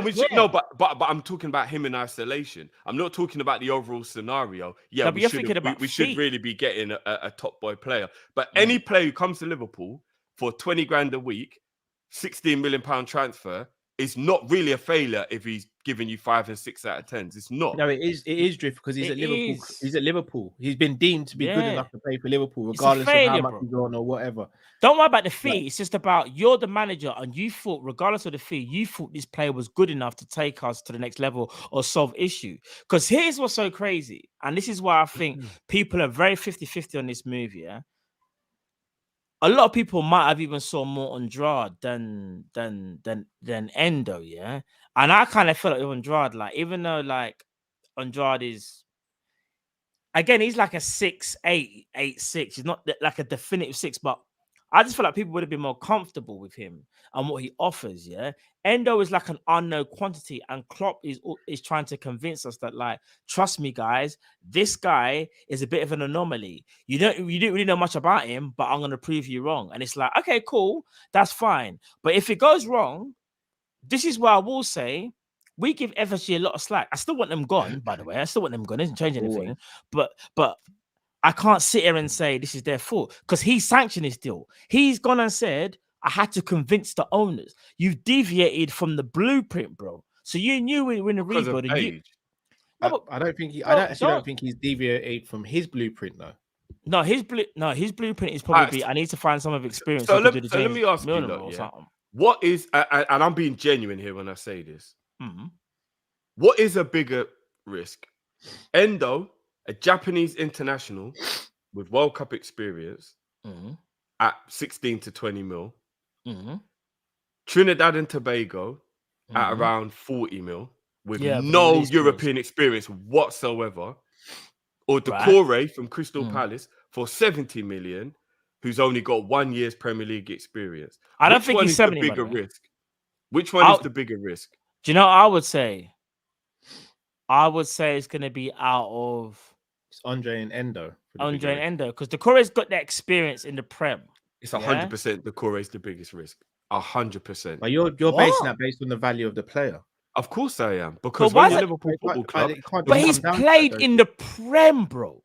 Yeah, but that isn't what we're talking about. When we're talking about overall, we're talking about how good he'll be for Liverpool. You just said risk, yeah. Bro, the biggest risk is playing someone who has been playing in a relegation team just because you're catching for your country. No, I don't agree. No. Can I say no? Because this is one thing. Robertson, Wijnaldum, there's bare players. No, let's not do that. Can I tell you why? No, because that is an example of relegation. Bro, Declan Rice nearly got relegated. Bro, being captain for your country just means you might potentially be the best player, or you might be mentally the best player, but that's in your country. That doesn't mean it's a good country. No, but it's a team that play well at tournaments. It's not like it's any old, I don't want to be disrespectful, but it's not like Belarus or a team that like never does anything, don't even make it to tournaments.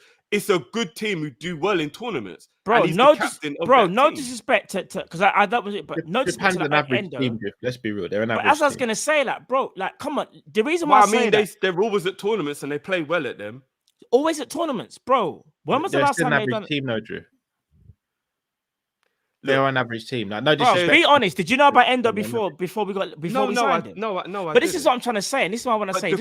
As Cal said, nobody was talking about. No, but imagine. But what I'm trying to say, brother, a lot of Liverpool fans were speaking about Decore last. They were, and what I'm trying to say is he was captain of his country. So we did. Sorry to cut you, man. We did summer daily news shows where we were linked to him. People were like, "Get him, guys." Oh yeah, Drew. No, but I'm saying last season nobody spoke about Decore at Liverpool. Nobody. No. I agree, but that's because no one spoke about him like that. No, we're looking at higher echelon. But people knew who he was. But some people knew before. No, of course people knew who he was. I'm saying nobody thought he was good enough to come to Liverpool. No, but it's until we got to the summer transfer window. No, I'd argue say throughout the season, his reputation was growing. The difference is this year, his reputation was growing throughout the season when people started to notice who he was, because obviously come from Lens. And remember, his role had changed, Then you've got Endo, who, like I said to you, you didn't even know who he was, bro. But remember, this is what I'm trying to say. Captain don't necessarily mean anything in the sense of like, bro, imagine he's the captain of the national team, but you didn't even know who he was.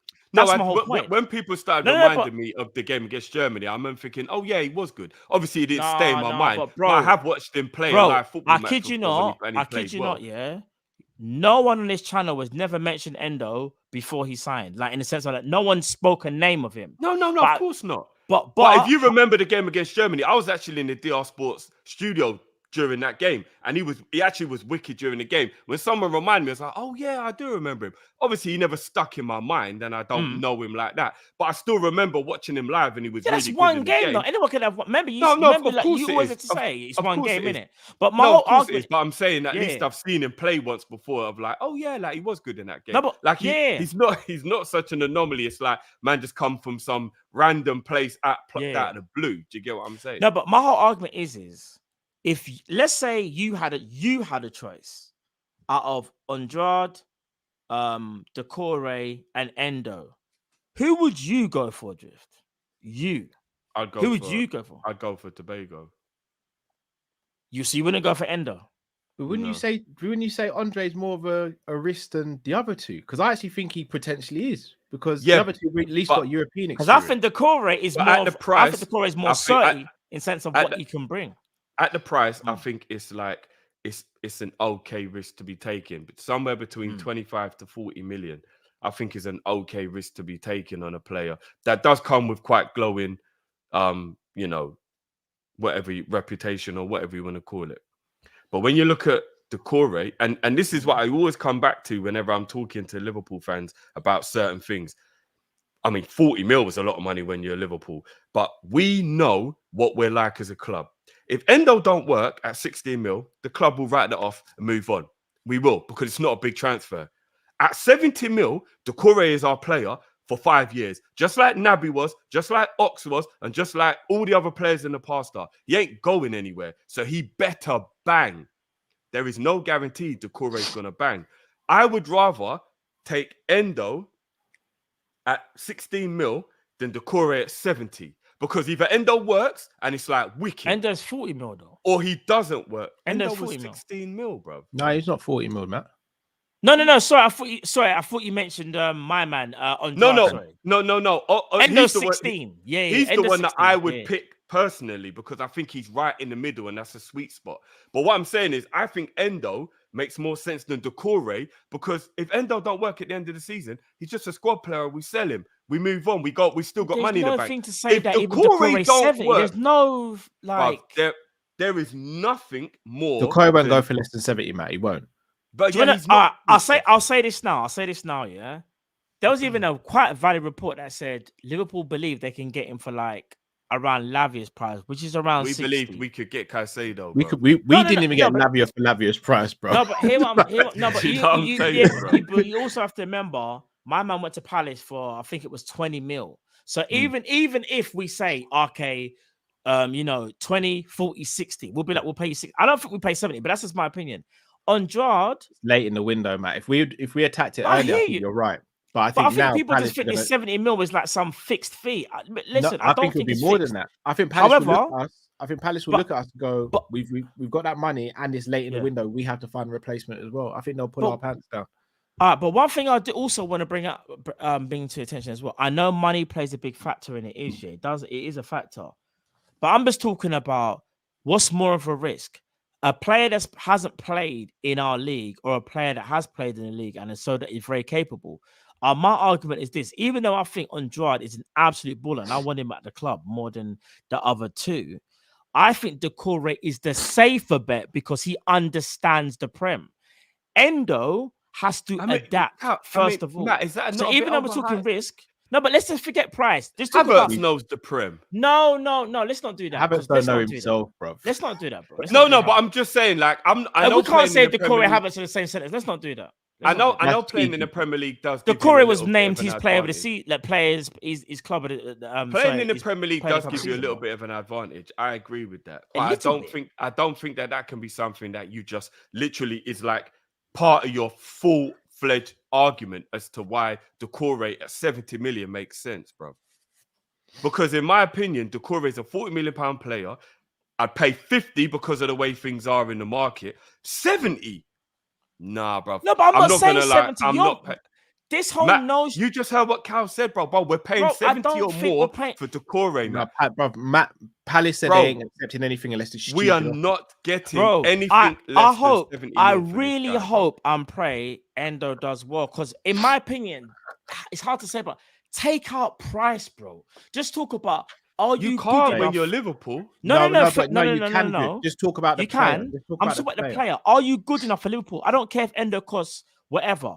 It's about, are you good enough? And we're about to find out whether he's good enough. Because if he's not good enough, it doesn't matter if he costs 5 mil, 60 mil, 16. My whole point is this. You need to be good enough. And Klopp thinks he's good enough, bro. Hence why Klopp convinced the owners. This is what I'm trying to say. And what I'm saying is this year, as much as I rate my manager and I want everybody to succeed, if it does go wrong, I will be there. Because when we're in the middle of a rebuild and my man's trying to tell me this is the guy, I'm like, all right, cool. You're the boss. You're the manager. We're trusting in you.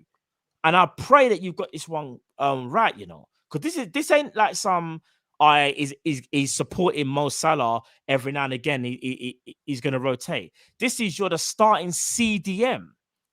If you're the starting CDM, you need to be on point, bro. It doesn't matter how much you cost. You're playing for Liverpool. So let's just see what happens. Yeah, like I said, I want them to succeed in it, but I'm just a little bit skeptical because I think it's a big risk. I just think people are focusing on the fee, and already we're looking for excuses. If it goes wrong, we'll just go, we'll just write off that 16 mil. But we're not writing off. I don't care if we're writing off a mil. I'm not writing off nothing. I want to win. I don't care about writing off money. I don't care, bro. I want to win. Of course. But when you're Liverpool, you don't have room for mistake. Sorry to cut you, bro. The money's there, though. Shout out to American LFC fan. I kept on saying this throughout the whole time we're linked with Lavia. To me, it didn't make sense we're going for Lavia when Bashetik's the same age and Klopp loves Bashetik. Yeah. If anything tells me anything about this deal, it's that I think Bashetik is potentially going to be our main six this season if we don't get anyone else. And Endo will still be a backup to Bashetik, potentially. No, but let's keep it a buck. Aren't we just screaming for a new shiny toy if we're angry at that? Bashetik is a baller. No, I don't think we're doing that, Drift. I don't think that's spoiled at all because Bashetik is excellent for his age. But again, I ask you, does Bashetik get into any of the other big six / quote unquote top 6 teams? He doesn't. So that's not being spoiled. That's not being clamoring for the new shiny toy. We are Liverpool trying to compete and better our rivals. Therefore, to give us the best chance of doing that, we need to have better players or players on the same level as our rivals. And then the manager is meant to give us the X factor that takes over the edge. When you look at when we were competing with Man City, position for position, you could sit there and have a debate of pretty much every Man City player, maybe barring Kevin De Bruyne at the time. With Bashetik there, with all due respect, I love the kid. You guys know my thoughts about Bashetik. I was happy with us keeping Bashetik and not getting Lavia. But let's be real now. Bashetik, he should not be the starter. Bashetik should be the backup. And if I'm not even saying that I disagree with that. But at the same time, what you got to remember is, yeah, I get where you're coming from about looking at it in terms of like, would he get into the other team? I do get that. But if we always did that, then the Salibas and the Sakas and the Phil Fodens of this world would never become who they are, because you'd always go, well, no, he wouldn't play for the them team. So no, let's get better than him and not give him a chance. Like, I'm not saying that Bashetik should be the starting every game, whatever. I agree, especially at 18. But at the same time, the kid is extremely talented. When does he play? If you're always going to go, well, if he wouldn't play in any of the other teams, then why should he play for us? Then when would he play? Because without playing for Liverpool, I don't think he'll ever get good enough to be seen as a player who would get into any of the other teams. Foden wasn't a mainstay in Man City's team at the age of 19 or 18. Saliba was sent out on loan until last season. Yeah, but these players are these players are still in and around the team, though. No, Saka and Foden in and around the team, but not in and around starters. Not main. Well, I mean, Saka's been a starter for Arsenal since he was about 18. And what have Arsenal done? And look at their level. It's different. What is their level? Yeah, but we're kind of back down a bit to that because we're rebuilding, right? No, circumstances were different. They had literally, if you think about it, they've had to rely on youth because at them times they weren't okay. They kind of they did spend, but I would arguably say some of their spending went a bit AWOL. Nicolas Pepe, Lacazette went a bit AWOL. So. And even Aubameyang too. Even now, I won't say Aubameyang because Aubameyang done well at Arsenal, but I was a little bit skeptical. He still stayed in that team, even though but regardless, but some of them were skeptical. So then they kind of had to rely on some of those players that they brought in for minimal money. Martinelli came in for like 6 mil for starters. Do you know what I'm trying to say? Obviously Saka but he's was still there. an extremely young player. No, you go look at Marcus Rashford at Man United. There's loads of young players that wouldn't have got into other teams, but if you believe in the talent, forget that. Who cares whether you're acting like we don't do Rashford, that. No. Rashford wouldn't have got into any of the other big teams. But we done it with Trent. I don't understand. But Man United stuck by. Yeah, so Besic could become that. But we keep going. But Trent was. But how did Trent come into the team? No, but Trent wasn't brought into the team because of like. Sorry, Cal, just quickly. Trent wasn't brought into the team because, like, for example. Like we needed him. It was an opportunity that came about because Klein got injured, and then Trent took that upon himself to be like, I'm gonna make sure Klein don't get back in. Yeah. And in the summer, we could have been like Trent's only 18, that's going by a proper right back. We believed in his talent. But you're talking about Bajcetic, yeah? Like Bajcetic is like some, but Bajcetic is a talent. And imagine Bajcetic, as good as he is, got injured through stress. It's a stress injury, yeah. We were all sitting happy getting Caicedo and Lavia, but all of a sudden we're not getting those targets. You're talking about shiny toy, like, bro. Are you understanding what you're saying? We've gone from Caicedo. Those toys are gone. No, but bro, hear what I'm saying. We can't get them anymore. You have to work with now what you have. Now it's like we're being spoiled. Hold on a minute, bro. We brought in Endo, who no one really spoke. I never said no one spoke about. No, you said but you said shiny new toy though, innit? You said shiny new toy, innit? Yeah, as in that's what we call it as football fans. We want the transfer because it's a shiny new toy, and we forget what we have. But we're not talking about shiny toy. We're talking about we just want a player that's good enough. Bajcetic is coming back from an injury. There's no disrespect. Bajcetic is just talent. But now we're sitting there saying, so we bought a player who no one knew about. Whoever, I do think he can be good, and we're relying on a player who's just coming back from an injury who just about made the matchday squad in the second game. But we want to go for title. Endo. So you think Endo and Bajcetic is good enough? Simple question here. I don't know. Simple question. I don't know. I'm baffled. Simple question. Does Saka at the age of 18 get into this current Arsenal team right now? Well, yeah, and start weekly. They don't have a right winger, do they? So he would, yeah. No, I'm talking about Saka's there now. But Saka didn't come through as a right wing. Saka came through as a left back. But I'm just saying, Saka at 18 wouldn't start in this current Arsenal team on a regular basis and be their main player because Arsenal are chasing trophies. They're in a title. They're looking for titles.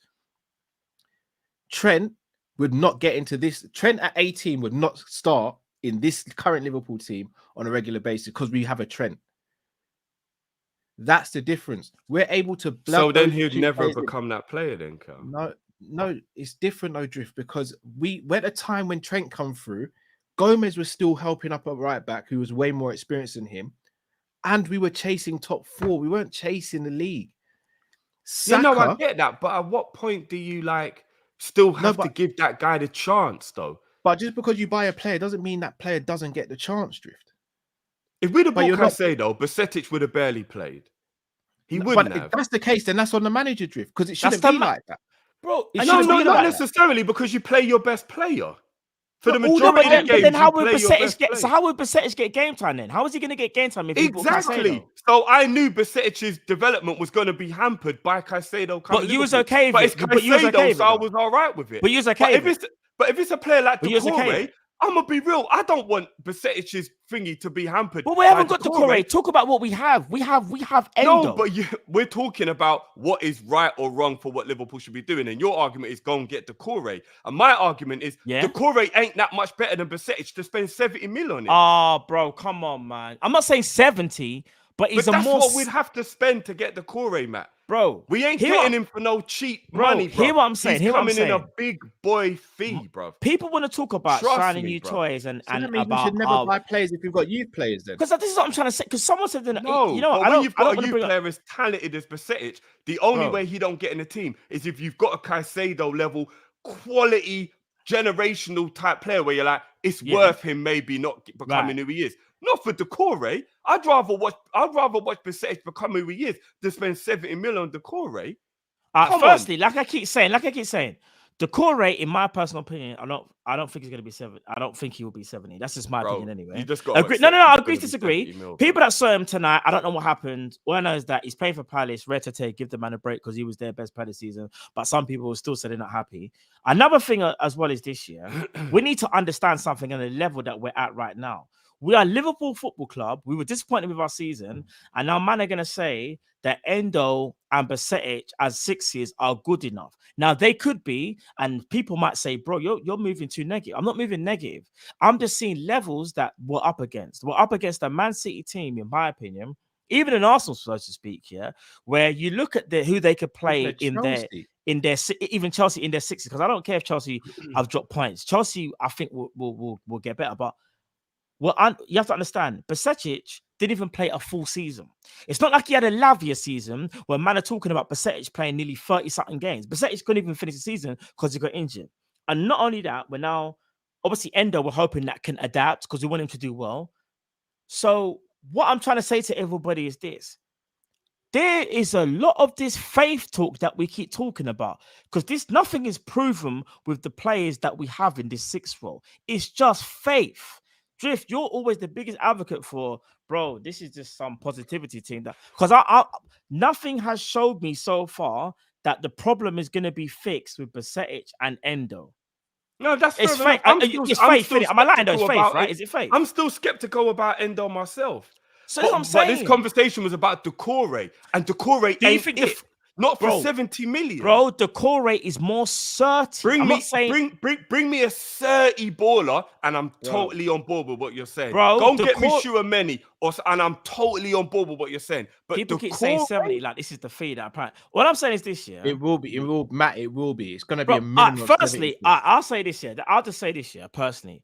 I don't think actually getting Doucouré. I think Klopp is set. I think Klopp is going to stick with Endo and Besetich. So we're going to find out because people can start talking about 70. I don't think he's worth 70. I agree with the people. I don't think he's 70. However, I think he would have been a better player and fit for Liverpool than Endo. That's my argument. It's not about price. I'm talking about player.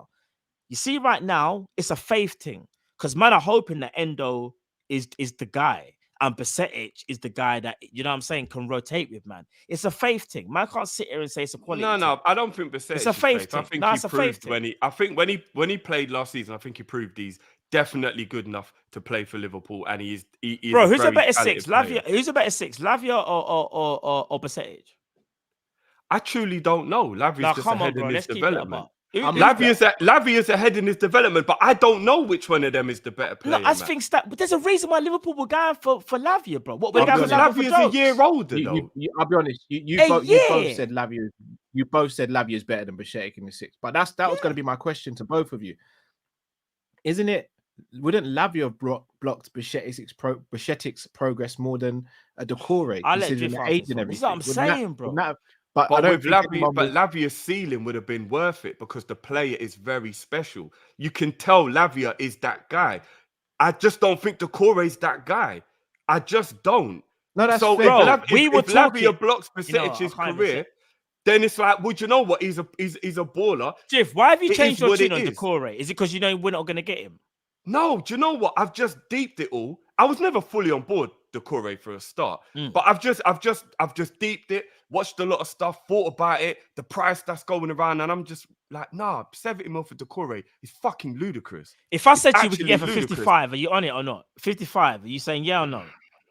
50 is the most I'd pay for Doucouré. No, I'm saying 55, bro. And you say there's a reason. 55, I wouldn't be annoyed. I wouldn't be upset, but I'd be like, all right, so this is the DM guaranteed for the next 4 years. He better bang.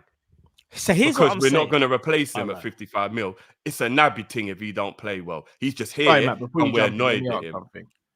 So let me ask you something then, to both of you. If you're saying he blocks him, then Drift, then what's the point of us buying anyone when we've got these youth players? Because, in my opinion, if you're good enough, you'll still make a path. If the manager has faith in you like that, you'll still get enough game times at the age of 18 to progress. He's not going to turn in from the shake that we saw. Bro.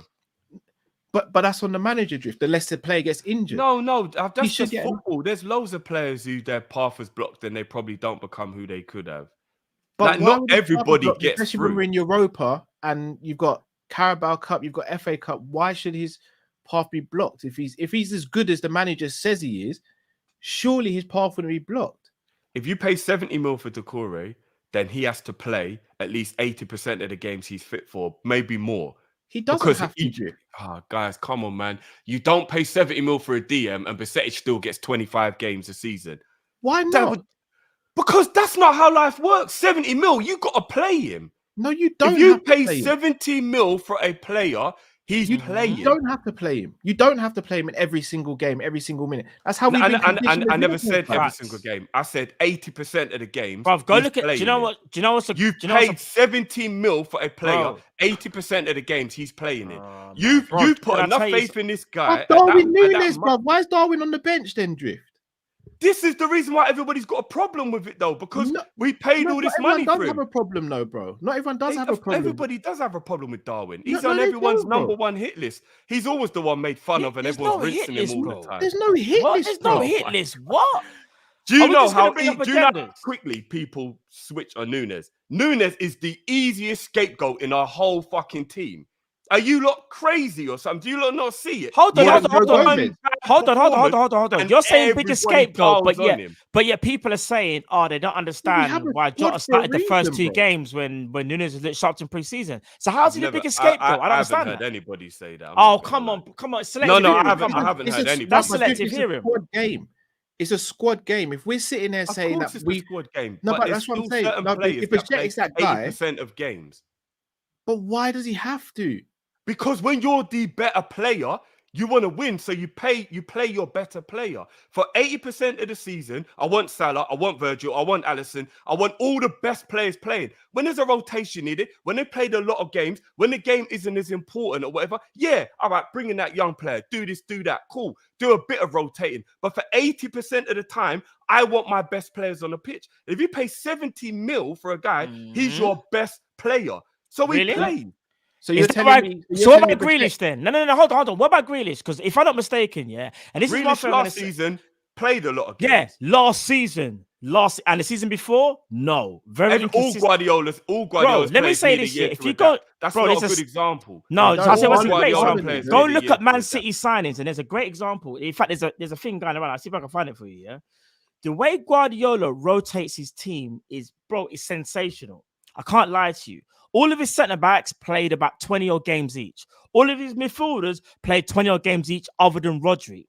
Even the full...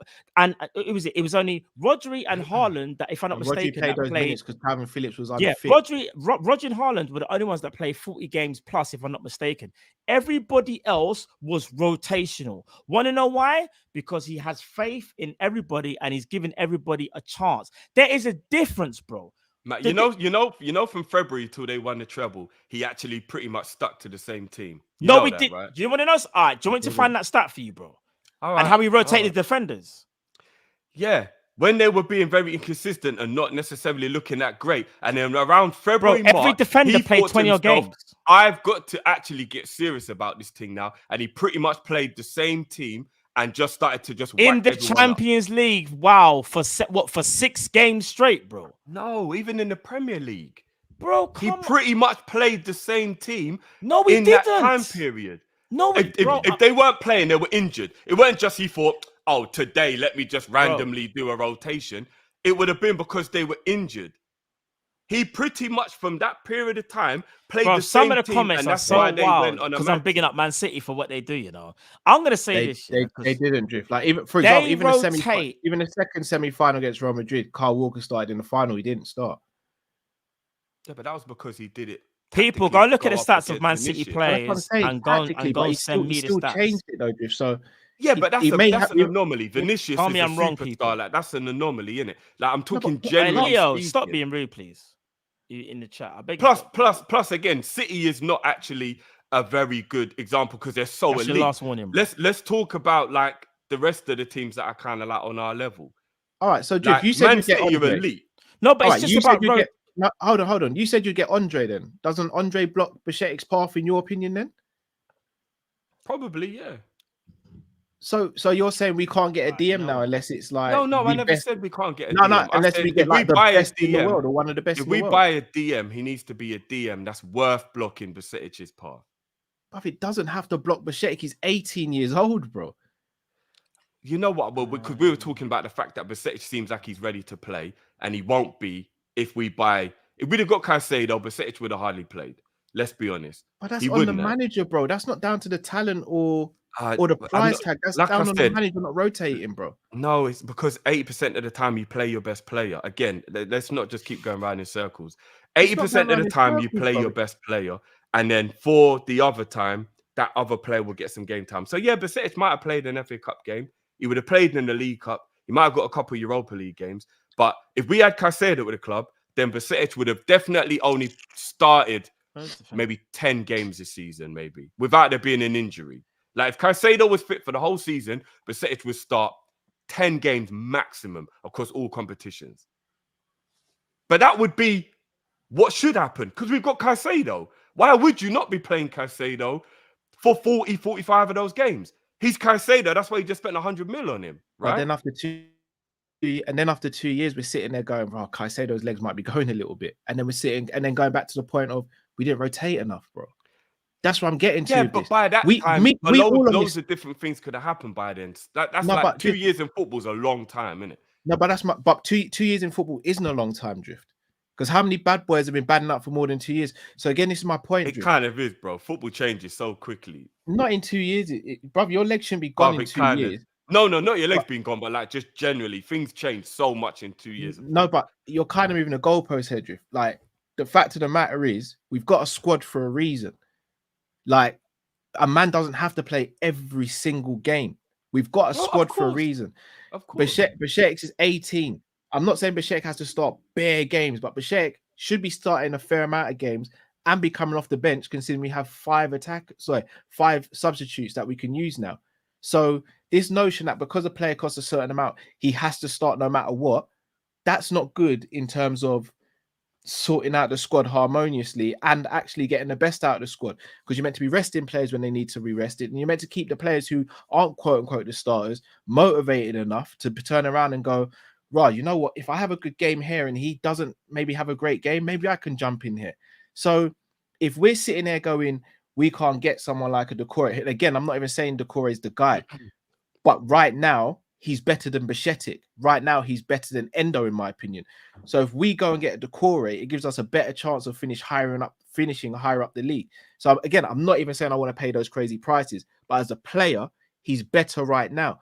So that effectively helps Bicetic because you're not piling as much pressure on him, and you're giving Liverpool Football Club a better chance of achieving now and potentially in the future without Bicetic being forced to swim in the deep end like he was last season. Surely. In an ideal world, I fully understand what you're saying and I pretty much agree with it. But Liverpool, with these owners, that's not the case, bro. It's got nothing to do with the owners, Drift. It does, bro. 70 mil owners under on FSG. what, though? 70 mil under FSG means that player is at Liverpool for however long his contract is or longer. So if he's not good enough, you're stuck with him.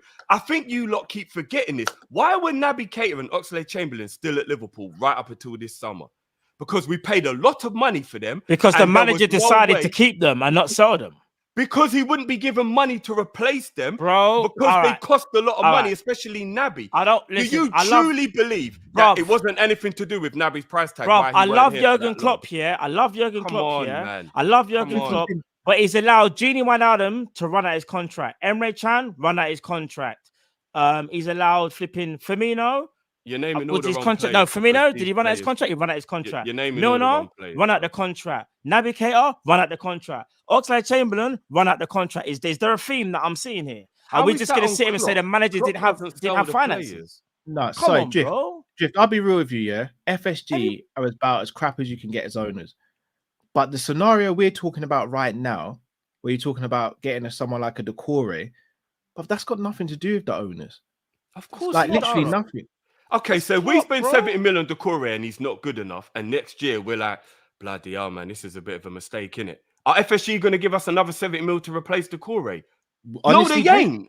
Drift, no, they ain't, guys. Come on. They're not. So you stick with the player and hope that would you take a loss? They've made us do all would the you time. Stick with the player or take a loss? No. Would you stick with the player or take a loss?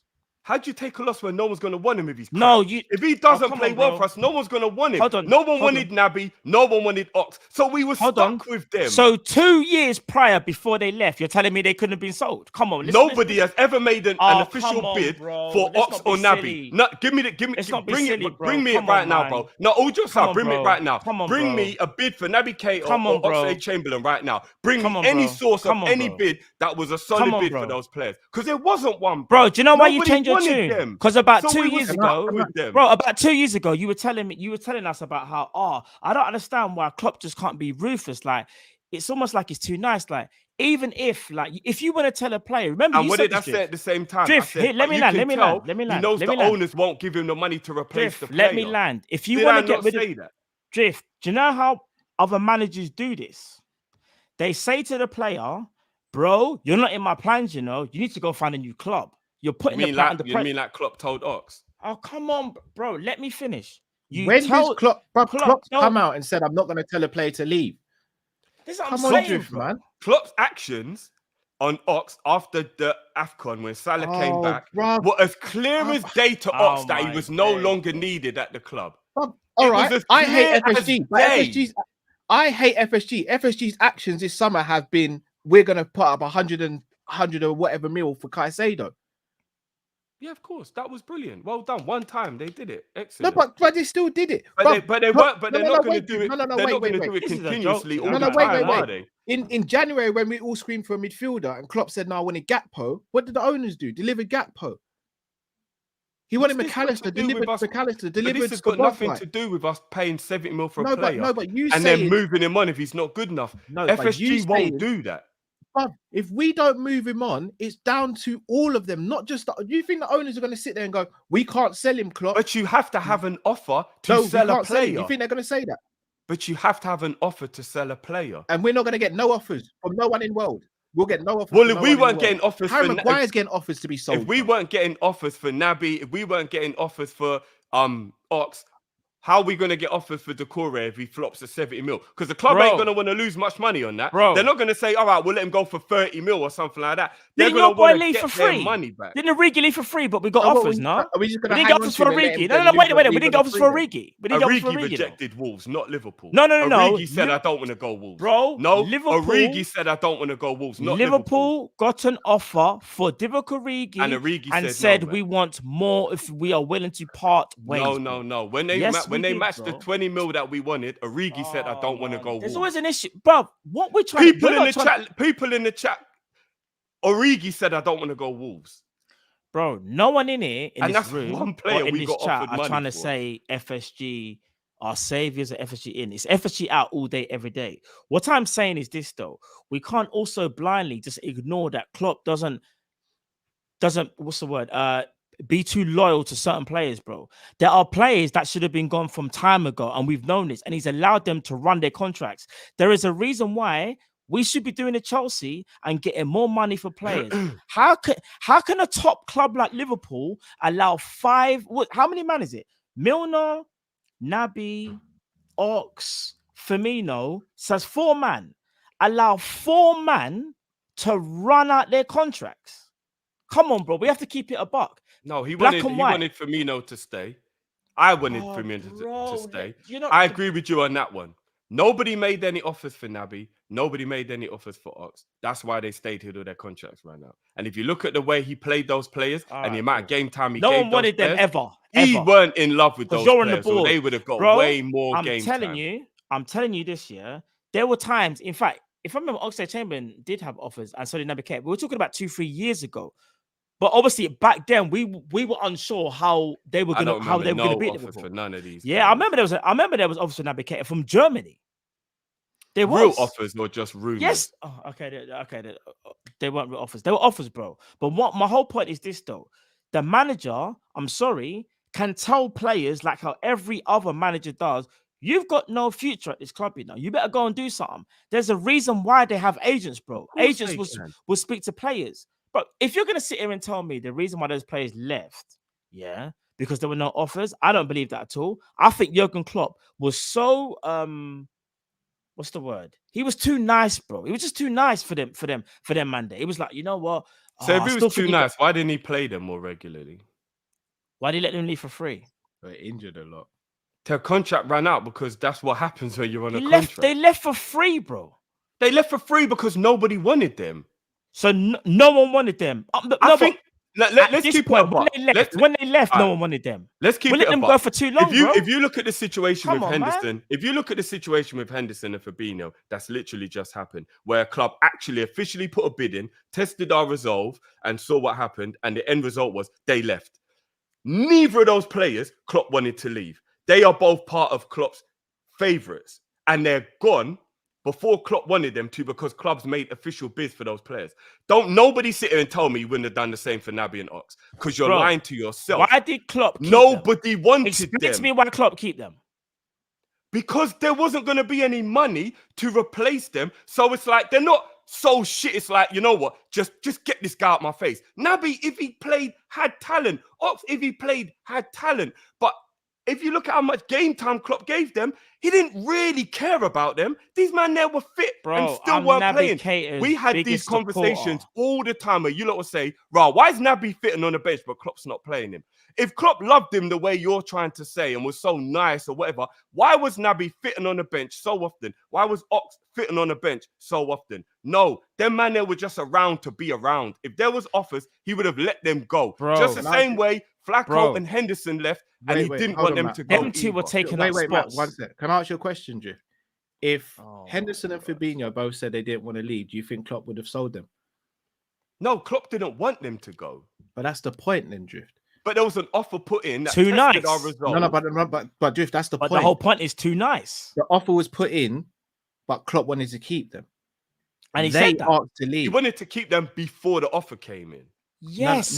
No Drift. No, he wanted to keep them. Once the offer came in, he was like, all right, cool, let's take the money. They can go. He wanted to keep them. Bro. No, he tried to convince both to stay. Yeah, he wanted to keep them, bro. No footballer leaves Liverpool Football Club without Klopp saying okay. None. No way. No footballer gets dragged out of Klopp's dressing room and sold without Klopp saying yes. There's no way any of you lot can tell me that. Klopp had to have said, all right, cool, yeah, they can go. Did he try to keep them, yes or no?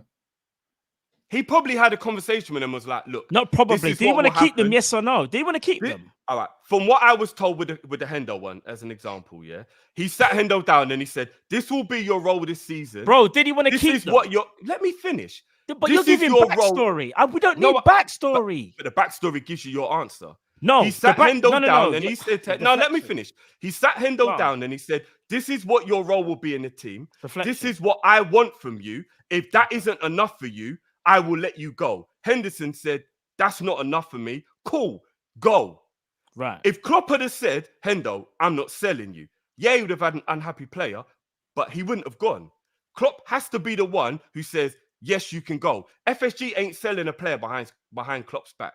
If you lot believe that, then we've got some weird dysfunctional football club where the manager just gets a player sold from underneath him without him having any say. No one said that. But no one said that. I don't understand that point, though. Klopp would have had to have No one signed said off that. on Fabinho and Henderson leaving. Well, of course he's going to sign off if they both say they stay. want to leave. Yes, but he wanted to convince them to stay. You're missing the point, bro. So you think Oxlade-Chamberlain, after the way he was treated, after when he missed out on the final, didn't play any more games, bro? If there'd have been an offer, he would have said, yeah, Klopp, I want to stay. Bro, no, he would have said, I want to go. The point is, no one said Klopp don't have final say. The point is, we think there's been times when Klopp was too nice. And what we are saying is, before those offers came in, Klopp was willing to keep them. Me, personally, I thought they needed to move on. And so did Cal. And I think even you said, oh, you're not too sure red to tear, but you was at least indifferent. The whole point is this, the whole nice thing goes full circle. In my opinion, Klopp tried to keep them, but they said they wanted to leave, so he had no choice. If those offers came in and Klopp didn't say nothing, and they said that, they didn't say nothing, Klopp would have kept them. And in my opinion, that would have held us back. In my opinion. No, but what's that got to do with the point I made that if a real offer because he's too nice, bro, because we need to move on. But that doesn't have nothing to do with what I'm saying about if a real offer had come in for Naby and Ox, then the club would have let them go. But there was no offer. That's why they stayed here till their contract ran out. The only thing that we could have done with them is put them in the reserves, which we had conversations about. Didn't I say the whole point was Klopp is too nice and just put these men in reserves? But other than that, you've got to have a buyer to sell a player. But I'm saying be rude. Remember you said that, bro. You can be ruthless. Like listen, we love James Milner. We love James Milner. But do you remember when there were times when we were like, do you know what, bro? We love James Milner, but like maybe it was like he could have left maybe 2 years before. It's things like that, bro. Like the too nice thing. That's what we're getting. That's what I'm getting. So you think Naby and Ox stayed here the whole time because Klopp was too nice to them? He gave them, do you know his drift? He gave them ample opportunity for them to try and do something.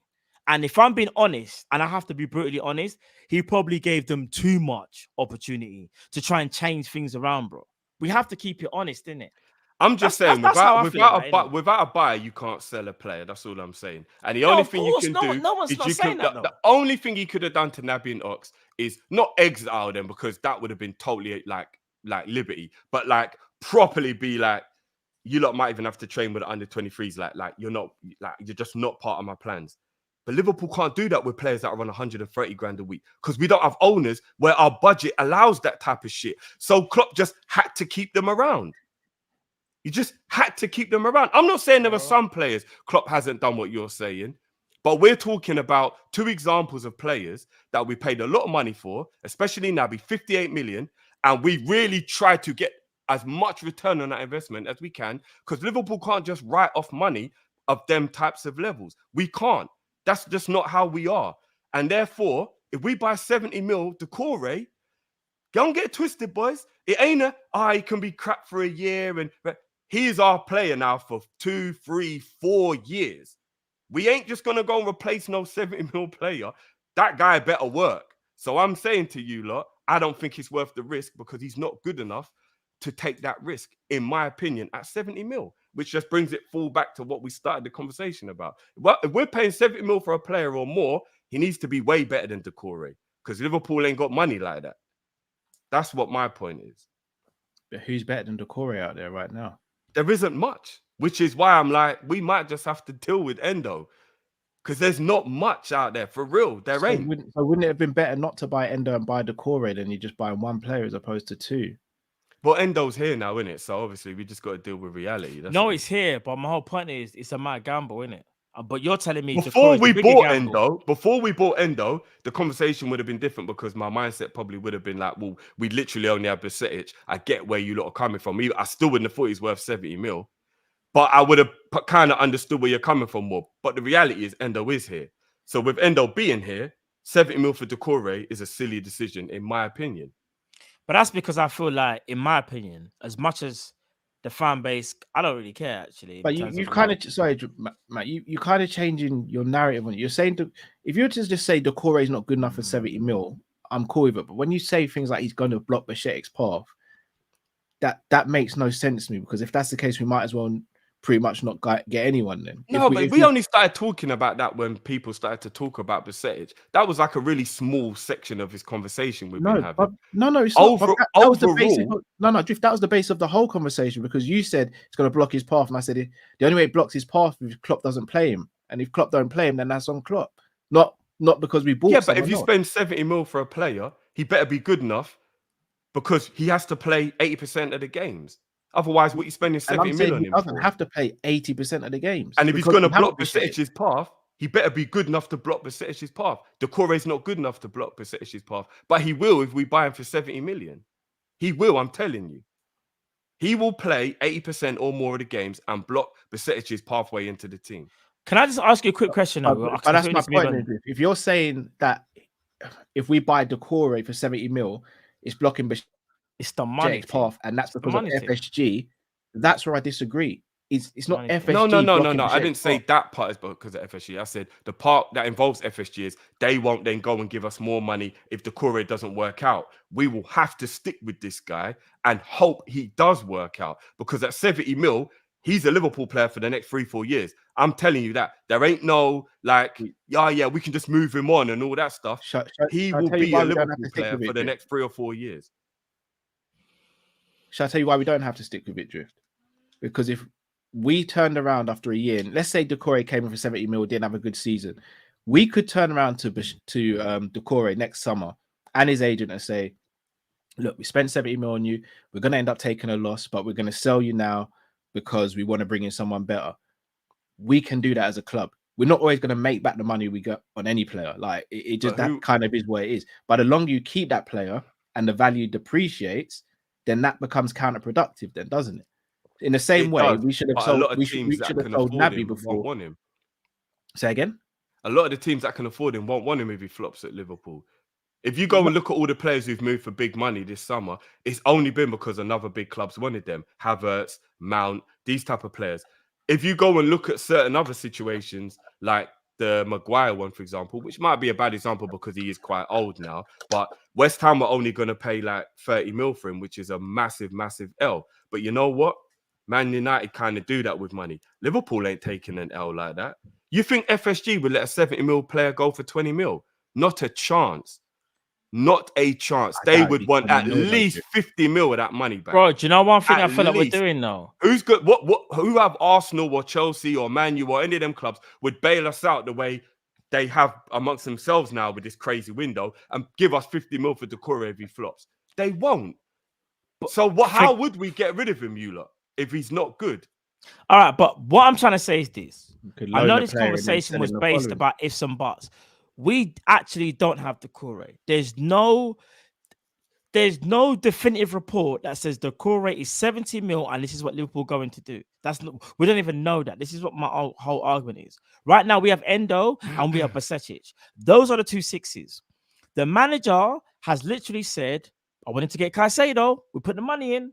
He didn't choose us. I'm pissed. We're going to go and get Lavia. Try to get him. We left it too late. And now he's gone for Endo. Like I said before, this ain't a personal attack on Endo for anyone has a go at me, but I'm just going to speak the truth, how I feel about the situation.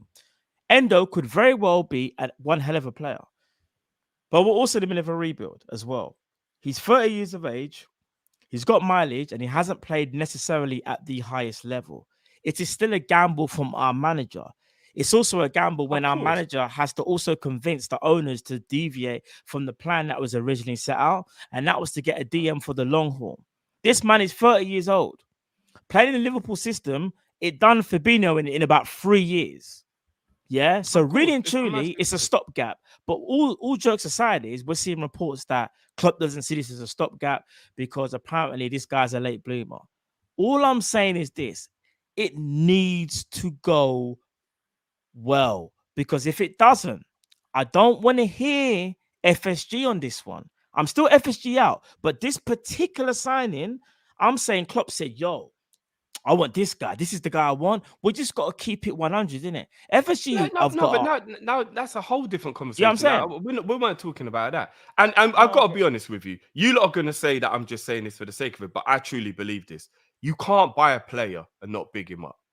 Look what Brendan Rodgers did with Balotelli. Like you can't let a man know you're not really feeling him when he gets there. So what they're saying in the media right now, disappointed though. He chose him. Endo hype. Do you know what I mean? No, bro, like, but there's a difference. I believe he chose him. I do believe he chose. Yeah, Endo. Brendan didn't want But you see all the extra stuff Klopp's doing. That's just to hype Endo up. He's a new player. Let's get him hyped up. Like you can't be like, yeah, he's just a rotational squad player. No one said that. Because then Endo's gonna feel disheartened. No, but you keep on talking about what Klopp said about him. He's got to hype him up, bro. He has to. He just you got to make him feel welcome. But you're over. But you're over emphasizing the positive things he said about Endo. But you've got to say that about a new signing. He picks the player definitively. He said, but you're not listening to what I'm saying. No, you keep picking out quotes from what he said about him, as in like how much he's hyping him up. And I'm saying, you've got to hype him up. You've got to make Endo feel like you're that guy because he's just got here. What would they talk to him in the interview and Klopp went, yeah, I just brought Endo in here for vibes and rotation. That'll be a liberty. You can't say that, bro. No, but do you know why it's easy to do the whole? Do you know why it's easy to kind of do the whole? I get what you're saying. You're good. Obviously, I said this before. You big up a player who you sign, but this is what I feel about it. Because it's 16 mil. If he succeeds, it's an absolute bonus. If he doesn't, we just sit here and go, well, it was only 16 mil. What I'm saying is this: I'm not having that, bro. I don't give a damn if it costs 16 or 6 or 600,000. I don't care about fee, bro. It's not about money. It's about, are you good enough to be the starting 6? Because, again, I'm only going by creditable reports. He believes that he's the starting 6. And if we don't buy another 6, Drift, this is the 6 that this is going to define our season. So it's not about fee, bro. It's about, are you good enough for Liverpool? That is my argument, bro. That's my argument. And then that brings it back to the conversation that Cal started at the beginning was, he probably thinks Besetic is good enough that if he shares the game time with Endo, we'll be all right. Which brings it back to how the whole conversation started when Cal asked us about Besetic. And I actually think, I think he's probably looked at it and gone, if we play 55 games this season, I'm completely fine with it being Endo plays 30, Besetic plays 25. I believe in Besetic that much. I think that's what he has thought to himself. And I asked you the question, why can't it be like that with Decore? Because Endo's here now. So if we buy Decore and we've got Endo and we've got Besetic is definitely the one that'll get the least game time. No, but that's but that was my point, no Drift. So we bought Endo. Let's say Endo wasn't purchased and we go and get Decore. Yeah, but I mean, he is here though. That's what the whole conversation's been about. But this is what I'm saying. Whenever you kept on talking about the money paid, I was like, forget the money paid. Just talk about the 2 players. But if there's 55 games, Besetic can play 20 and flipping Decore can play 35. Yeah, that was my whole point. But I don't. But you're saying because he's 70 mil, that would happen if you pay 70 mil for a player because at that price you've got to get the best out of him. I never said it would happen. I never said it would happen. But you're saying it can't happen because he costs 70 mil. My argument was, forget about the price. Think about the team. Think about the players. Forget about him costing 70 mil. That was my whole argument from the beginning. But you can't. Just because, no, you can. This is an investment of that level has to be. You have to get the best out of him. So why is it Nunes playing every game? That's why everybody's moaning, Matt. No, but don't. Okay, everybody's moaning. That's fine. But why is he not playing every game? Do you get what I'm trying to say, Drift? I don't know. But that's an investment, right? Yeah. And that's why everybody moans about it. Everyone's like, why on earth do we pay all this money? Okay, so people are moaning. Okay, point taken. That's literally the argument. No, but that doesn't change anything. He's still not playing. 15 mil, nobody would be moaning he's not playing. What I'm trying to say is that doesn't change anything. What you're saying is true. People are annoyed he's not, but that doesn't change anything, bro. Is Klopp playing him? Is he playing Jota? Who started the season? But it backs up the point I'm making. Everybody is angry and moaning and saying it's a waste of money. Why do we do it?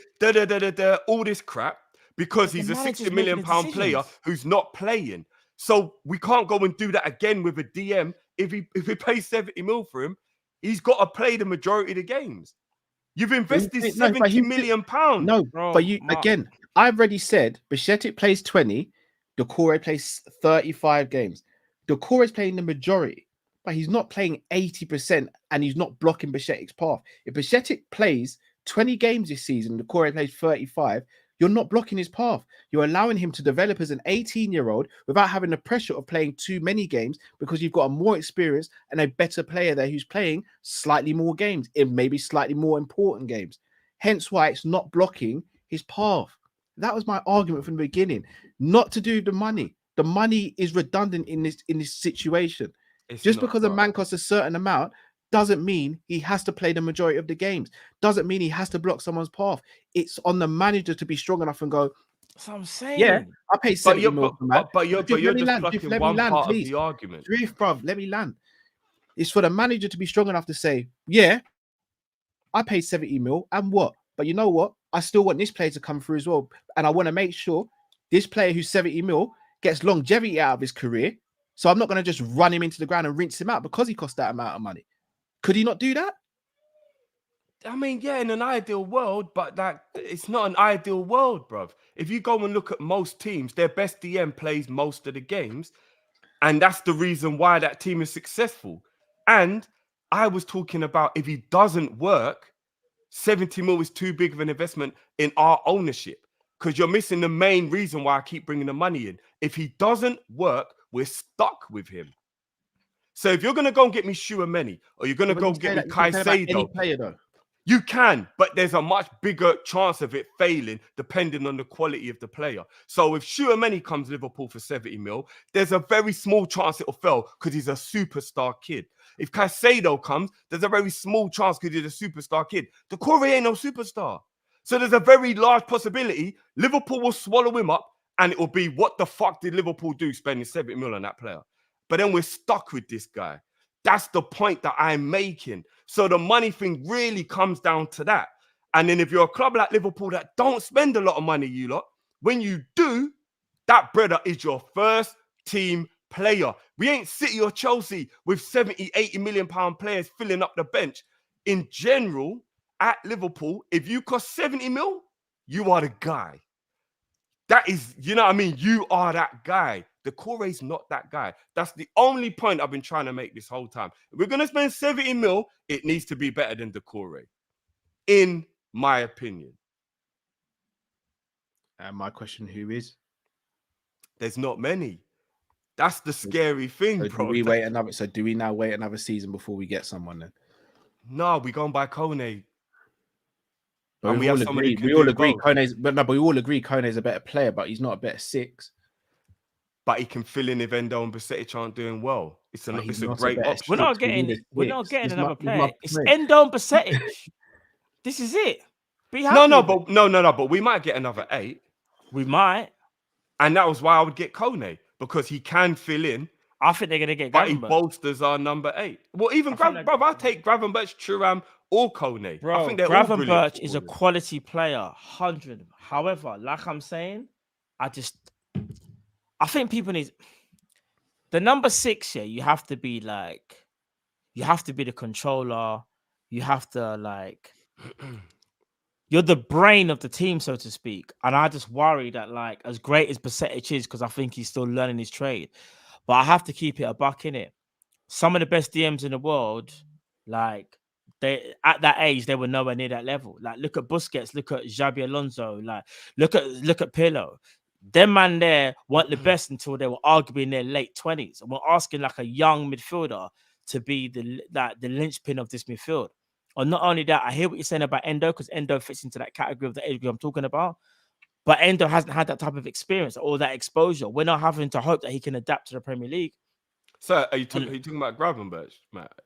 No. I'm just saying, I'm talking about Bajcetic and Endo, because obviously Gravenberch might be there. He might. I thought he was talking about. But I'm just talking about the players that are at our disposal. Obviously, we can talk about Gravenberch if he signs, but the players we have right now, bro, don't get twisted. I want Endo to do a madness and Bajcetic. The reason why I'm talking like this is because there's too many times when I think to myself and think, I think this is gonna work. But then I'm I'm trying to, what's the word? Not be too positive, but just I'm not being realistic. When I say be realistic, I'm thinking the team that we got to try and be better than as things stand are the champions. And when I look at the team that they've constructed, and they're going to add more, they're going to get Jeremy Doku as well. I just think about, do we have enough? And the way how we're constructed as well. against other teams, not just them, but how we're constructed. I just feel like maybe, and I say maybe, Klopp might have gone down a different route, but he's chosen Endo. And like I said, any player that puts on that Liverpool shirt, I will support them 100%. There's no denying that. I'm going to support everybody. But I'm just worried, bro, because I just look at it and think, I don't know if we've got enough. I have to keep it a buck. That's why me and Kyle talk about this. We're concerned. All right. No, I get it. And it's healthy. We're concerned, bro. And I like I said, I get where you lot are coming from as well. Like, I don't think what you lot are saying is rubbish. But if I said to you right now, Gravenberch or Doucouré, which one would you actually take? Doucouré. Fair enough. If I said to you, if I said to you, Andrea in January, and we ride out Endo until then, or Doucouré now, which one would you take? I'm going to speak honestly because I've not seen enough of Andre. I'd have to go Doucouré because I can't just jump on the Andre train when I haven't watched him play enough to say. No, I'll be honest. That's 20 mil. That's 20 mil. That's 20 mil for Andre in January or 70 mil for Doucouré now. Yeah, but I can't sit here and speak about Andre. I ain't watched the guy play, so I can't do that. No, that's fair enough. Again, I know we see you keep because you're mentioning fee, bro. Remember, there's no definitive 70 fee. Like, however, Matt, I think you gotta accept that. That's how much he's gonna cost. Matt, you think we're gonna get? You're in denial, bro. If we sign him and he signs less, you best take a week off. Matt, I'm gonna take a week off. No, with all due respect. No, you might take a week off. I ain't joking. No, fact. No, with all due respect, though, Matt, I'm gonna kill your argument right here. Who's negotiating the deal? Cool. See you later. Hold on. Wait. You didn't even let me finish. How many E6s are you going to get through? Yeah, all right, cool. Wait there. We dropped all the dominoes. I hate you. But because, like, Matt, you don't even have dominoes. But because man's blessed, innit? And Nacho to the table, bro. No, but here's the thing. All jokes aside, I know everyone thinks he's 70. No. Hear what I'm saying. I know everyone thinks he's 70, and I could be so wrong. And you know me, bro. I will say if I'm wrong in it. Like certain things, man will get on and be like, no, do you know I was wrong in it. But I just feel like I don't think it will be 70 to get him. And again, do you know what pains me even more? I don't even think we're gonna get him. I don't think we're gonna get him. I think that's why we won't. Bro, I reckon if the club thought they could get him for a decent fee, I think we'd go for him. Or we would have maybe gone for him before Endo. But they saw that price tag, man. They saw that price tag, bro. I'm telling you. They saw that price tag. I just don't know if we made the right decision, you know. I'll be honest. And what's her name? Jessie J. Bro, they saw the price tag, bro. No, but you, man, all jokes aside, because we need to move on. I just need you, man, to answer this question. Nobody brought up Endo's name before we signed him. And we're obviously going to be his biggest supporter because he signed for the club that we all love. That's for everybody in the chat. We all love our club. And anybody that puts on that shirt, we're going to support them. However, can we really sit here with confidence and say, I think that's the signing that sorts our problems? Because when we were linked to Saicedo and Lavia, people had a lot more confidence. And even they weren't going to fix every problem, but they were going to do a lot of fixing. I'm just potentially worried. Yeah, I can hear you. Oh, you froze, Matt. Sorry, you froze. Oh, did I freeze? Oh, but I'm just worried that, like, with my man, brother, do you know what it is? I'm just worried that he might not be the guy. That's what I'm worried about, innit? I'm worried that he might. No, I share your sentiment to a degree. Because, bro, we can't have another season like last season where like we just get unstuck. Like, but you know what the difference? You know what the difference is, though, bro. You know how we're sitting having a conversation right now. And we're saying, who do you think will be better for Liverpool? People will be linked with Kone or Gravenberch or Doucouré. And we're having conversations. Those are still theoreticals, right? They're still hypothetical scenarios. If it needs to work. Endo's here. That's why we can't do the whole he's here, bro. I hear what you're saying. We have to deal with the reality, bro. He's here. But he's the a reality Liverpool player. There is no room for Mutts and Babe. Like, he's here now, bro. Do you get what I'm saying? It has to work, though. That's enough. It does, bro. Of course. It does, 100%. It has to work. Has to.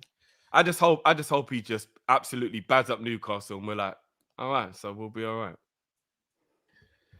Let's hope so. He might not even start against Newcastle. No, I think he will because I don't. He has to. I don't think that thing gets overturned. Well, actually, no, let me not jinx it. I'm worried about that.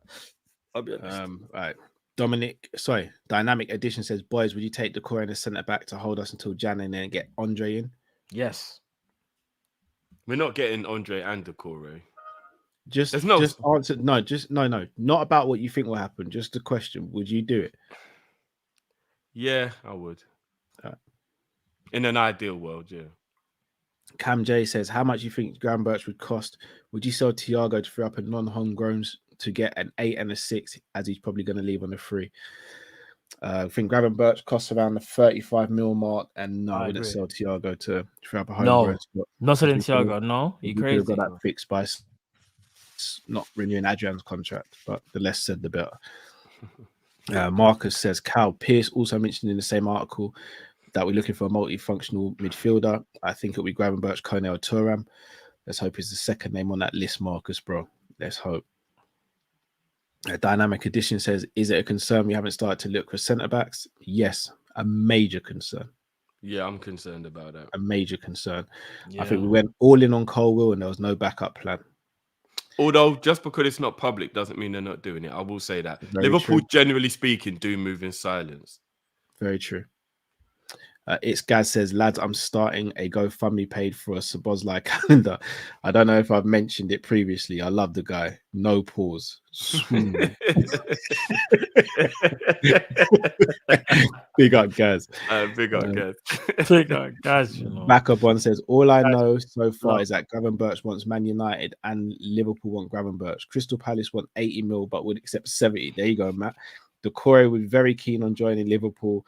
We have spoke to his agents. Palace will sell. No, big up the super chat, but what? That's someone's opinion, bro. Smacker all on the floor. Smacker. Opinions, Give bro. me some more. No, but Vagabond kind of seemed like he's had like some kind of intel there. Come on, bro. No. Love for this. No. Love to everybody that obviously, but it's an opinion, isn't it? It's an opinion because I've heard other things as well. But I'm not gonna sit here and say. What have you heard? We can get Decore for 50 mil. Not 50, but I've heard, and I say just heard, that we might be able to get him below 70. And again, that's just what I've heard. What, 68? 69.5. Bro, I'm telling you, man. 72 mil add-ons. Yeah. You know what, man? You know what? I ain't gonna say that. I ain't gonna say nothing. I ain't gonna say that, you know. Dynamic Edition says we could show off his talent. I sense another Gakpo regarding Gravenberch. That's true. Could do that. He's got Although talent. Gakpo's head was already in the game and there was no doubts about his mentality and stuff like that. This is more of a mentality thing with Gravenberch as opposed to a talent thing, in my opinion. Gary says FSG would be shopping on Wish if we go for Phillips. # go get me Kone. That's not if we even get Phillips, I'm just taking food out of the bin at that point. Bro, if we get Phillips, I'll be just honest. taking through that. Wow, I can't read this out for obvious reasons. H has struck again. Hey, bloody yeah. Can't read that out. I just know it's not going to end well. Bro. Sultan says, Grav now and Trinidad, bestiality, in my opinion, but would like a centre defender. Yeah, maybe. We're not going to buy 2 more midfielders, though, guys. We're just being realistic. It'll be one. Yeah, I think it'll be one, and then Yeah, maybe a centre back. Maybe we buy one now and one next summer. Neil, thank you very much for becoming a member. Big up yourself. Big up Neil, man. But that'll be because Thiago leaves next year, Cal. That's exactly what it'll be, bro. I don't want to see Thiago leave, bro. Sultan says Gabby Viega to Napoli for 36 mil. Weren't we interested? We were, but once we got Szoboszlai, there was no need for the signing, in my opinion. I rate him, but there's no point in having 2 similar players, isn't it? Yeah, Szoboszlai is the better player. Anthony James, I agree with Drift. The core isn't good enough. Fair play. Big up, Andy. Star Dazer says the core wouldn't start for any of the top 6 teams, including Newcastle. I agree with that. Probably not. Okay. Probably not. Keep our thinking Stephen Decore, you know. But that does kind of go against the argument of saying Besetich shouldn't be relied upon because he wouldn't start for them. We're going to go pay 70 mil for a player that wouldn't start for anyone else. No, but neither would Endo though. And no, I know, but what I'm saying is better than those two players. That's why Decore is better than both, but we're just talking about fee. That's what it is. That's like it's saying take money. No. I'm just saying going back to the thing of like, let's just move Decore out the equation and try and get somebody better, because as you lot were saying, if we've got players who wouldn't play for the other teams, it's not good if we're trying to be better than them. And Decore wouldn't play for the other teams, so therefore we shouldn't be buying him either. No, on that logic. But then neither did Robertson at that point, and we signed him. Well, then that debunks the whole don't play Bajcetic because he can't get into the other teams. Then which way are we going to play? No, but because here's the difference though. Robertson played in the Prem and had experience like Lavia, and so did Junior Wijnaldum. Obviously, didn't get relegated, but my man hasn't even played bro. Bajcetic. No, forget Endo, bro. Forget Endo. Endo. Oh, but Bajcetic was very good when he played. No, he's amazing, bro. But he hasn't even played 48 games. Was it 10 starts he had? He was very... I think the only bad game he's had for Liverpool was against Man City. I don't even know if he got 10 starts, if I'm going to be honest. I think I saw that. I think that's what the stats said. He got 10 starts, I think, last season. Them man all played season, though, innit? At least one season. That's the bit. I'm just saying, Decore can't play for the other teams, so... Or wouldn't play... TSM says Naby started when he was fit until Thiago came. That's very true as well. Even when Thiago came, he started as well. Not that many. And when he was fit, he did. Godson Redmond says Bajcetic and Endo are man them. They'll be fine. I hope you're right, bro. Same, bro. You're right. Gary says we'll pay 69 for Decore just so every mention of his fee is followed by a hard pause. That'd be fun still. Keenan says go spend 60 mil on Moreno from Sociedad. He is him. Can't say I know is that Mikel Moreno, I believe his name is. I think is it if that was the one, he was at Newcastle. Spanish guy. The Spanish guy. I think that's his first name. Before. And then went to Dortmund. I can't remember it's Mikel, but I know the guy talking about. I don't think so personally. But well, people, 9 days left of 10 days left in the window. Remains to be seen what happens. It really does, but we'll see. We will see. Let's hope we get a couple players in the door. In my opinion, we get a centre midfielder and a centre back. I think we challenge. We get neither. I think we're trying to battle for top 5. But time will tell. Is it me again? That one. Am I freezing you? No, you're cool now. No, you're blessed. Unless it's me. My internet might go a bit funny, but I can't read this one out either. H, man, you're killing me right now. No. H says rumor has it smack car. Would be Matt to read out.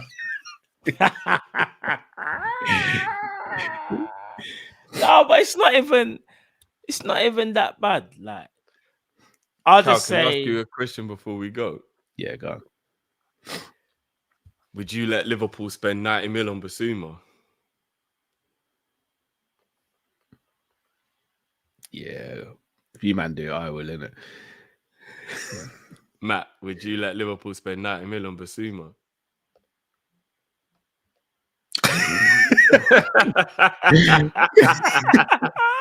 I just froze for a bit for real. I would. But we ain't going to get him. You think Tottenham going to sell? No. I'm Tottenham might sell for 190 mil, bro. Yeah, they just wouldn't do it because it's us. Levy just got money for Kane, bro. Anyone who comes in for a Tottenham player, you're gonna be spending up. If we get the thing is the funds are there, and we know the funds are there. I feel like we could do something, but I just don't. This is the thing. You know what? Big up the people for reminding me before we go. I don't know. Fantasy League. Let me log in. Hold on. Where is the league? There we go. All right, let me bring it up for the people. Hold on, let me make that bigger. Some people are quick at the place. All right, let me bring that in. Big up for everyone reminding me about it. Can everyone see that? Yeah. Do you want me to scroll down to 10th, Cal? I don't know if you want me to read it. I mean, scroll I'll it. start from the top and work my way down. Pause. Kush's Killers in first place. Newell FC, Kop-Ish in joint second. The Footy Boys in joint fourth with Dominic Sobus Slide, big name there. Woodrick and Morty, big name, in sixth. Kingdom Mbueno, big name. Whoever come out with that name's a genius. That's a serious name. I can't lie. I like that, Alison Wonderland. Oi! The name this year. They're serious, innit? They're serious. Liverpool FC, Trophy Lifters 20 FC 2024, Eric 7 Hogs, Ranners Rambo, Love You Yourself, and Pain in Diaz. Excellent, you lot. Take a bow, you lot, for some of the names. Take a bow. Some great names there. Kush is out with an early lead, which is quite ironic considering we've got Endo as well.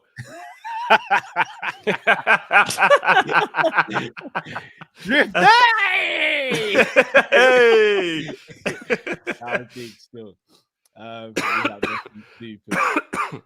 Chris Angel says Naby earned 31 mil from the stretcher. That Kone money right there. So blame Cal.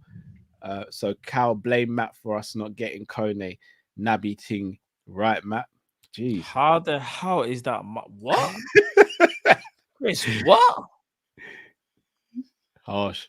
Matt Bickerzette says, is it too late for an Ndidi even for 20 mil? Yeah, it's way too late. Yeah. I don't. It's the injuries with him again. Yeah. Star days. Ndidi, bro. We get Gravenberch as centre back, then Andre in Jan since Thiago is leaving in the summer. In the summer, proactive rather than reactive. I think we'll be set. What do you think? That's a very good point. Be proactive and get the player in so you don't have to do it. Like bring him in before the player leaves. I get that point. Yeah, and it'll give him 6 months to settle into England, the club, and there'll be way less pressure on him, and then he'll be ready to go. But yeah, that's a very good point. Actually, I like that. That's a very good plan. As I said, I can't speak on Andre. I ain't seen enough of him to speak on him. So I'll give me Kone and a centre back, and I still want a right back, and I'm good with that. So. There's a lot. There's a Red Gorilla. Cal, give us an FSG till I die. Nah, Jesse is bad man for that. You know, man just said, don't blame me, bro. Bro, I think I've run out your super chat, Red Gorilla, so I'm gonna leave it there. I didn't appreciate you putting me out on blast like that. Still, everyone makes mistakes, and I made one. Is in the heat of the moment. I told you I was wearing no shorts, and Caicedo got announced potentially as a Liverpool player. I think I deserved to live in the moment that evening or that night. And hello, Cullen. Cool, you man. All right, cool. Don't let me catch one of you lot slipping ever, bro. So I got nothing to do with this one, bro. Don't let me catch any one of you slipping ever, bro. I ain't got nothing to do with this one, you know. This is why people don't speak out, bro. Never get to live things down. Bun you lot in the comments as well. You find this funny. The funny thing is, you were within your right to be as excited as you was, because at the time it looked like was about to get Caicedo. Like I said it to Matt, I might as well just admit it to just throw myself under the bus with Cal, because I can't keep letting my brother get broke up like this by himself. Like you're the one doing the sparking, bro.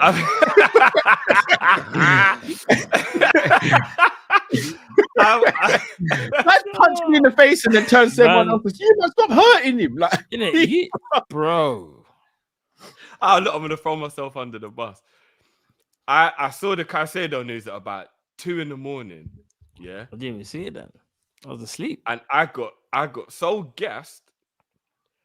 I woke up about maybe 3 hours later because 3 hours sleep was too long. I needed to know what was going on with this deal. So I think I woke up at like 5:30 or something like that to see like what the update was. So I was just as excited as Cal was, probably more. And I don't know if I would have said FSG till I die, but if I was on the stream, I probably would have said something stupid as well. So difference is yours weren't documented for the world to see. Even today, I got a clip about myself. How about oh yeah, so people. Make sure you switch on the notification bell. Make sure you subscribe for new to the channel as well. We'll be going live again a couple times this week, so make sure you check out the socials for that stuff as well. In the comment section, simple question: will Liverpool sign any more players between now and the end of the window? If so, who? That's all the homework we have for you. Only 480, guys. Come on, man. That's not good. Yeah, let's get these likes up. And big up everyone. We've had over 1,200 in there all show. That's what I'm saying. Let's get to 1,000. Come on, guys. Come on. Over 1,000 of you in there. You know what I'm saying? You had an hour of pure argument, like entertainment. Come That's on, what I'm guys. saying, man. Facts. Well, people, let us land. As we said, we hope we sign some players, but we're not too sure what Liverpool are going to do. I don't think Liverpool are too sure what they're going to do. But we hope and we pray, like Mavado said, and we try and get these players. I forgot to say at the beginning, Views Review will be dropping as soon as this video as soon as this live finishes. So guys, make sure you go and check out the Views Review. Big out everyone who sent in your videos as well. That will be going out when we finish here. Have you seen UFC Drift? Of course, I don't want to talk about it. Oh, have you seen it? Have you seen it? I don't want to talk about it, bro. Fluke. I don't want to talk about it. I don't know if it's a fluke. Remember when Arsenal won the FA Cup? It was like that, bro. Do you know it hurt, but I don't think it's a fluke. You know, I'll be honest. We'll see. I don't think it's a fluke. You didn't take him seriously. Not only that, though. I think he could beat him in the rematch, but he didn't take him seriously. I think he underestimated it, and I'll be honest with you, my man's takedown defense was kind of impressive still, because I was expecting to take him down. He wasn't shooting properly. He just was being silly. He's fighting silly. He even said he didn't want it to be a boring fight. But if he made that a boring fight, he wins the fight. Yeah, true. But I just think my Jamaica flag behind me when that was happening, bro. Listen. I'm really upset. I don't want to talk about it. Yeah, but of course I didn't want man to win, but I'm just saying you can't say it's a fluke, though. I think I feel, bro. I watched that live, bro, with Jamaica flag behind me. Yeah, I know. I didn't want man to lose. I've been taking L's. My birthday month. All I've been doing is taking L's this month. I just thought, like, I thought, why can't you take man down though? Like, I don't know, man. It's so annoying, bro. Even the way he caught him with the cattle punch, which was a beautiful punch, by the way. Aljo doesn't even normally like leave himself all out there and expose like that. It was just weird. He does. But my man's one of the best at striking, though. There's a difference. He could probably get away with it when it was someone else. And I still believe it was an early stoppage as well. It was. No, it was. I watched it. But at the time, I thought it was. I've watched it back a couple times. My man turned. I watched it 3 times. No, but bro, when you turn on your belly, you're kind of admitting defeat. Man turned on his belly. No. But he was trying to get up. No, you can't go on your belly, bro. If I'm thumping you up and you're going on your belly, you're. Do you know what that is? Your body's kind of going into. He didn't cradle drift. It was flat. His belly button was touching the canvas. Yeah, bro, you can't do that, bro. If you still think you can win the fight, and remember, McGregor when he was getting thumped up. Remember when McGregor was getting thumped up by Habib? Remember when Habib was just laying into him? You didn't once see McGregor turn to his back. Ever. But you can't really get up without turning. And Habib was actually, Habib was taking the piss. In the middle of the ring, it's hard to get up without first rolling over into your front. He wasn't. No, fair enough. Look, let's not. I don't want to talk about it. Bro, man's late. If you lay on your belly button, I don't know what to say to you, bro. I don't want to talk about it. And I rate Aljo, but you can't lay on your belly button, bro, and say I don't know, man. It was a lot still. Yeah, it's mad. Right. Well, people. Enough love for you joining. Until we see you next time, stay safe, stay blessed. We are Kop-Ish and we're out, people. Peace.